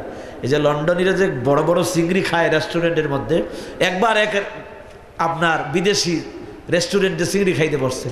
চিংড়ি খাইতে গিয়া চিংড়ির ভিতরে লুহা পাইছে। রেস্টুরেন্টের মালিকরে জিজ্ঞেস করলো, মিয়া চিংড়ি মাছ দিছো ভালো কথা, কিন্তু লুহা দিছো কেন চিংড়ির মধ্যে? কয়েছে আমি তো লোহা দেই না, এক বাঙালি ব্যবসায়ী দেয় চিংড়িগুলো। দাঁড়াও, হেরে জিজ্ঞেস করি। এরে ডাকছে, ডেকে কয়, মিয়া চিংড়ি মাছ দাও ভালো কথা, আমাদের রেস্টুরেন্টে দিচ্ছ, কিন্তু চিংড়ি মাছের ভিতরে লোহা দিছো কেন? কয় যে লোহা দিছে কেন জানি না। জানো না? কয় না জানি না। বাঙালির ব্রেন দেখেন, এটারে কেমনে কাটায় দেয়। কয় যে চিংড়ি মাছটা তো বাঁকা থাকে, তেড়া থাকে, এরে সোজা করার জন্য ভিতরে লোহা দিছে। আসলে ওজন বেশি হওয়ার জন্য লোহা দিছে। কিন্তু কি রকমের জবাবটা দিয়ে দিল দেখেন, কি রকমের প্রতারণা করে, কত রকমের ভেজাল, কত রকমের প্রতারণা। মনে রাখবেন, যারা আমানতদারিতার সাথে ব্যবসা করবে, আল্লাহ রসুল হাসরের ময়দানে তাদের জন্য শাফাআত করবেন। সুবহানাল্লাহ। রাসূলুল্লাহ সব শিখে গেলেন। আপনি দৈনন্দিন জীবনে যত ব্যবহারিক কাজ আছে, সব ব্যাপারে আল্লাহ রসুলের সুন্নতের উপর আমল করেন। রসুল, আপনি গ্রামে বিচার করবেন, একদম গ্রামের পঞ্চায়েত কমিটি থেকে শুরু করে একদম সুপ্রিম কোর্ট পর্যন্ত সব বিচারপতিরা আমার নবীর কাছ থেকে নিতে পারবে। রাসূলুল্লাহ একটার দুইটা বিচার করেন নাই। আল্লাহর নবীর জীবনী তালাশ করলে পাওয়া যায়, রাসূলুল্লাহ ২৫০০ মামলার প্রধান বিচারপতি ছিলেন। সুবহানাল্লাহ। ন্যায় বিচার করতে গিয়া নবীজি অনেক সময় মুসলমানের বিপক্ষেও রায় দিয়েছেন। সেই ইহুদির কথা আপনারা জানেন। এক মুনাফিক মুসলমান রাসূলুল্লাহর কাছে আসলো বিচারের জন্য। হুজুর বিচার করলেন, ইহুদির পক্ষে আল্লাহর নবী রায় দিলেন। মুসলমান সন্তুষ্ট হলো না, উমরের কাছে গেল, গিয়া বলল, আমি একটা বিচার চাইতে গেছিলাম নবীজির কাছে, আমি নামাজ কালাম পড়ি নবীজির পিছনে মসজিদে নববীতে, আর নবীজি আমার পক্ষে রায় না দিয়া একটা ইহুদি বাচ্চার পক্ষে রায় দিয়া দিলেন। ওমর, আপনি এই বিচারটা আবার করেন। হযরত উমর বললেন, দাঁড়াও, আমি তোমার বিচার আবার কইরে দিতেছি। তিনি তরবারি নিয়ে আসলেন, তার গর্দান, তার শরীর থেকে গর্দান কল্লা কেটে টুকরো করে আলাদা করে দিলেন, আর বললেন, যে মুনাফিক রাসূলুল্লাহর বিচার মানে না, এই দুনিয়ায় বেঁচে থাকার তার কোনো অধিকার নাই। রাসূলুল্লাহ কত বড় বিচারক ছিলেন। আল্লাহ রসুল বিচার করেছেন। আপনি যদি ন্যায় বিচার করেন, হুজুর বলেছেন ৭ প্রকারের মানুষকে আল্লাহ আরশের ছায়া নিচে জায়গা করে দিবেন। এর মধ্যে ১ নম্বর হলো ইমামুন আদিলুন, ওই ন্যায় বিচারক যে ন্যায় বিচার করত। সবার আগে ন্যায় বিচারককে আল্লাহ তাআলা তার আরশের ছায়া নিচে আশ্রয় দিবেন। আজকে আমাদের সমাজে ন্যায় বিচারের নামে কিছু অন্যায় বিচার হয়, আছে না? দেখবেন নিরপরাধ লোকদেরকে অপরাধী সাজাইয়া মাইরে ফেলতে চায়, আর অপরাধী খুনিদেরকে বেকসুর খালাস দিয়া দেয়, আছে না নাই? এই দুনিয়ার বিচার শেষ বিচার নয়। মনে রাখবা, আসরের ময়দানে ট্রাইব্যুনাল হবে, বিচার হবে। ওই বিচারের অধিপতি আহকামুল হাকিমিন হবেন আমার আল্লাহ। ঠিক কিনা বলেন? বুশের বাচ্চা বুশও বিচার করেছিল মাঝে মাঝে, যে বিচার করে না আমেরিকা, একটা বিশ্ব আদালত বানাইছিল ইরাকে, বানাইয়া সাদ্দামরে ফাঁসি দিছিল ঈদের দিন। মনে আছে না আপনাদের? ঈদের দিন ফাঁসি দিছে। সাদ্দাম যেই হোক, সে ভালো হোক আর মন্দ হোক, ওইটা আমি বলি না, কিন্তু বলবো একটা মুসলিম দেশের প্রেসিডেন্টকে যাই হোক না কেন ঈদের দিন ফাঁসি দেওয়া কিন্তু ঠিক আছে? ঠিক হয় নাই। কেন তোমরা সাদ্দামরে ফাঁসি দিছ? সাদ্দাম মানুষ খুন করছে, সাদ্দামের চাইতে আরো বেশি মানুষ খুন করেছে বুশের বাচ্চা বুশ। ঠিক কিনা বলেন? সেই বুশের বাচ্চা বুশও কিন্তু জুতার বাড়ি খেয়েছে ইরাকের জমিনে। ঠিক কিনা কন? আজকে ট্রাম্প, তুমি আইসা লাফালাফি করো, আরে বেটা ট্রাম্প, তোমার মতো কত বড় বড় ট্রাম্পকে আল্লাহ তাআলা দুনিয়া থেকে ট্রাম্পের ভিতরে, ড্রামের ভিতরে আল্লাহ ঢুকাইয়া দিয়েছেন। ক্ষমতা কারো চিরকাল থাকে না, আল্লাহ ক্ষমতা দেয়া পরীক্ষা করে কতদূর যাইতে পারো, আর আমার গোলামদের উপরে কিরকম অত্যাচার করো আল্লাহ পরীক্ষা করে। কিন্তু আল্লাহ যখন ধরবে, ইন্না বাতশা রাব্বিকা লাশাদীদ, আমার আল্লাহর ধরা অত্যন্ত কঠিন। ঠিক কিনা কোন? জোরে কোন ঠিক কিনা? আমার ভাইরা আসুন, আমরা যতগুলি কাজ করব বলতেছিলাম, দৈনন্দিন জীবনের সব কাজের ব্যাপারে আমরা যাকে ফলো করব তিনি হচ্ছেন মুহাম্মদুর রাসূলুল্লাহ সাল্লাল্লাহু আলাইহি ওয়াসাল্লাম। রাসূল করিম সাল্লাল্লাহু আলাইহি ওয়াসাল্লামের সুন্নতের উপরে ব্যবহারিক জীবনে এই কাজগুলো যদি আপনি আমল করেন, তাহলে নবীজি বলেছেন, মান হাব্বা সুন্নতি ফাকাদ আহাব্বানি, যে আমার তরিকা ভালোবাসলো সে আমারে ভালোবাসলো। ওমান আহাব্বানি, যে আমারে ভালোবাসলো, আমার পথ ভালোবাসলো, আমার মত ভালোবাসলো, কানা মাই ফিল জান্নাহ, আল্লাহর নবী বলেন আমি যে জান্নাতে থাকবো আমার উম্মতকে সেই জান্নাতে নিয়ে যাব। সুবহানাল্লাহ। নবীজির সঙ্গে জান্নাতে থাকতে চাই কি চাই না? সবাই বলেন চাই কি চাই না?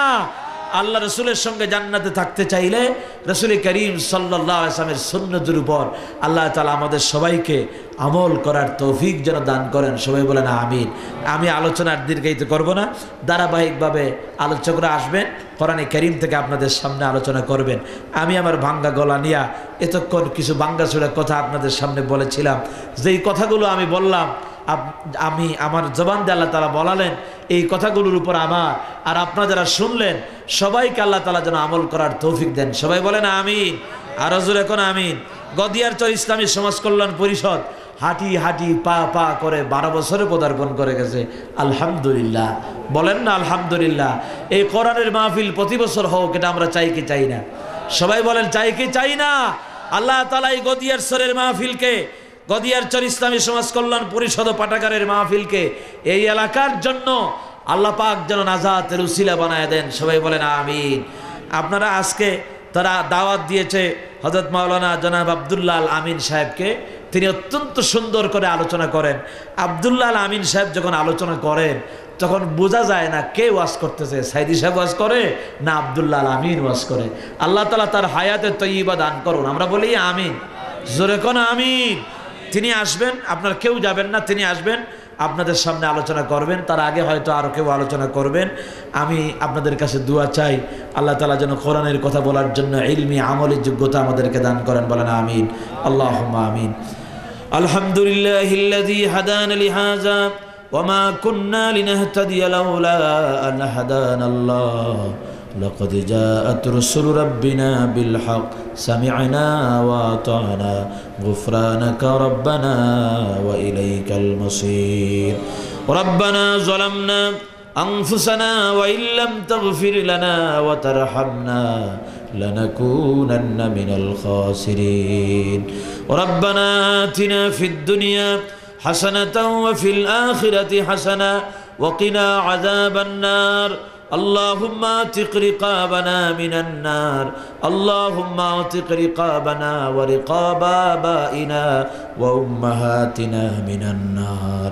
আল্লাহ তাআলা গদিয়ারচর ইসলামী সমাজ কল্যাণ পরিষদ পাঠাগার কর্তৃক আয়োজিত একযুগ পূর্তি উপলক্ষে কোরআনে কারীমের মাহফিলে আমি গুনাহগার তোমার বান্দাদের সামনে কোরআনে কারীম থেকে তোমার হাবিবের জীবনের বিভিন্ন দিক নিয়ে আলোচনা করলাম। মেহেরবানি করে আলোচনাগুলোকে তোমার দরবারে কবুল আর মঞ্জুর করে নাও। আলোচনার ভিতরে যদি কোনো ভুল ভ্রান্তি আমার হয়ে থাকে তুমি আমারে মাফ করে দাও। হক কথা কোরআনের আয়াত দিয়া তোমার নবীর হাদিস দিয়া যা বলেছি সবাইকে আমল করার তৌফিক দান করে দাও। রব্বুল আলামিন আমাদের জিন্দেগিতে যত গুনাহ আছে, অপরাধ আছে, জেনে না জেনে, বুঝে না বুঝে, বয়সের কারণে, পরিবেশের কারণে, শয়তানের ওয়াসওয়াসায় পড়ে আমরা যত অপরাধ করেছি আল্লাহ তোমার গফুর নাম দিয়ে আমাদের আমলনামা থেকে সব অপরাধগুলো মুছে ফেলে দিও। আমাদের আব্বা আম্মার জীবনের গুনাহগুলো মাফ করে দিও। আমাদের আব্বাজান যাদের দুনিয়া থেকে বিদায় হয়ে গেলেন, জানি না কোন হালতে কি অবস্থায় কবরে আছেন, মাওলা রে আমাদের আব্বার কবরগুলিকে তুমি জান্নাতের টুকরায় পরিণত করে দিও। জনম দুখুনি মা যারা দুনিয়া থেকে বিদায় হয়ে গেল, আল্লাহ মায়ের কথা কেমনে বলা যায়, কত কষ্ট করে মা পেটে বোঝা বহন করেছিলেন। আমরা যখন মায়ের পেটের মধ্যে ছিলাম মাকে পা দিয়ে লাথি মেরেছি, হাঁটু দিয়ে আঘাত করেছি, মাথা দিয়ে গোতা মেরেছি, কত যন্ত্রণা মাকে দিয়েছি। মায়ের পেটে যখন ছিলাম সারাদিন সংসারের কাজ করে সবাইরে খাওয়াইয়া, মা যখন খেতে বসলেন সন্তান নড়াচড়া দিয়ে উঠে মায়ের বেদনা শুরু হয়ে যায়। এক একটা বেদনা এক একটা সাকরাতের আযাবের মতো হয়ে গিয়েছিল। ডেলিভারির সময় যখন আসলো মা জিহাদের ময়দানের মতো রক্তাক্ত হয়ে গেল। এই জনম দুকুনি মা যার দুনিয়া থেকে বিদায় হয়ে গেল, আল্লাহ মায়ের কবরকে তুমি জান্নাতুল ফেরদাউস বানাইয়া দাও। রব্বির হামহুমা কামা রব্বায়ানি সগীরা। সবাই পড়েন রব্বির হামহুমা কামা রব্বায়ানি সগীরা। আবারও পড়েন রব্বির হামহুমা কামা রব্বায়ানি সগীরা। আল্লাহ তাআলা আজকের মাহফিলে যত উলামায়ে কেরামরা এসেছেন তাদের হায়াতে তয়্যিবা দান করো। যত মুরব্বীরা আসছেন আল্লাহ মুরব্বিয়ানে কেরামদেরকে নেক হায়াত বাড়ায়া দাও, তাদেরকে ভালো রাখো, সুস্থ রাখো, বিমার আজার থেকে তোমার শেফা নিয়ামত দ্বারা তুমি হেফাজত করো। আল্লাহ তাআলা আজকের মাহফিলে যত যুবক এসেছে ওই যুবকগুলিকে কোরআনের জন্য ইসলামের জন্য কবুল করে নাও। আজ আমাদের যুবকেরা বাতিলের চক্রান্তের শিকার, বাতিল তাদেরকে শেষ করে দিচ্ছে। আল্লাহ এই যুবকগুলিকে তোমার কোরআনের ছায়াতলে আশ্রয় দান করো রব্বুল আলামিন। যুবকদের জিন্দেগির গুনাহ খাতা মাফ করে দাও। খাস করে আল্লাহ তাআলা আজকের মাহফিলের জন্য যত যুবক কষ্ট করেছে, টাকা দিল, পয়সা দিল, শ্রম দিল, বিভিন্নভাবে সহযোগিতা করলো, মুরব্বীরা সহযোগিতা করলেন, কিয়ামতের দিন যখন মুসিবতে পড়ে যাব কোরআনের মাহফিল তাদের জন্য নাজাতের উসিলা বানায় দিও। আল্লাহ তাআলা আজকের মাহফিলের আমন্ত্রিত মেহমান ছিলেন এই এলাকার সংসদ সদস্য জনাব ইয়াহিয়া চৌধুরী, ইয়াহিয়া সাহেব। আল্লাহ তাআলা বাংলাদেশে পার্লামেন্ট মেম্বাররা এইভাবে বলে না, তিনি যেভাবে মূর্তির বিরুদ্ধে কথা বললেন, আল্লাহ তাআলা ইয়াহিয়া চৌধুরীর হায়াতে তয়্যিবা দান করো। আজকের মাহফিলের প্রধান মেহমান আমার ভাই, আমার অত্যন্ত শ্রদ্ধাভাজন ভাই আব্দুল্লাহ আমিন সাহেব, তিনি চলে আসছেন, আমার পাশেই বসে গেছেন। তিনি কোরআনে কারীমের কথা মানুষের সামনে উঠায় দিবেন, তুলে ধরবেন। আল্লাহ তাআলা তার কণ্ঠের যোগ্যতা, স্বাস্থ্যের যোগ্যতা এবং তাকে তুমি হায়াতে তয়্যিবা দান করে দাও, তার যোগ্যতাগুলো তুমি বাড়ায় দাও। আল্লাহ আমরা যারা তোমার কোরআনের কথা ময়দানে বলে বেড়াই, আল্লাহ আমাদেরকে তোমার কুদরতি হাত দিয়ে হেফাজত করো। মাওলা রে, আল্লাহ তাআলা তোমার গোলামগুলোকে তোমার হাওলা করে গেলাম, আমিও ছোট্ট গুনাহগার গোলাম তোমার হাওলা হয়ে গেলাম, আমাদের সকলের জন্য তুমি হামি ও নাসির হয়ে যাও। রব্বানা তাকাব্বাল মিন্না ইন্নাকা আনতাস সামিউল আলিম ওয়া তুব আলাইনা ইয়া মাওলানা ইন্নাকা আনতাত তাওয়াবুর রহিম। সুবহান রাব্বিকা রাব্বিল ইজ্জাতি আম্মা ইয়াসিফুন ওয়া সালামুন আলাল মুরসালিন ওয়ালহামদুলিল্লাহি রাব্বিল আলামিন। ওয়াজআল আখির কালামিনা ইনদাল মাউত লা ইলাহা ইল্লাল্লাহু মুহাম্মাদুর রাসূলুল্লাহ। আসসালামু আলাইকুম ওয়া রাহমাতুল্লাহ।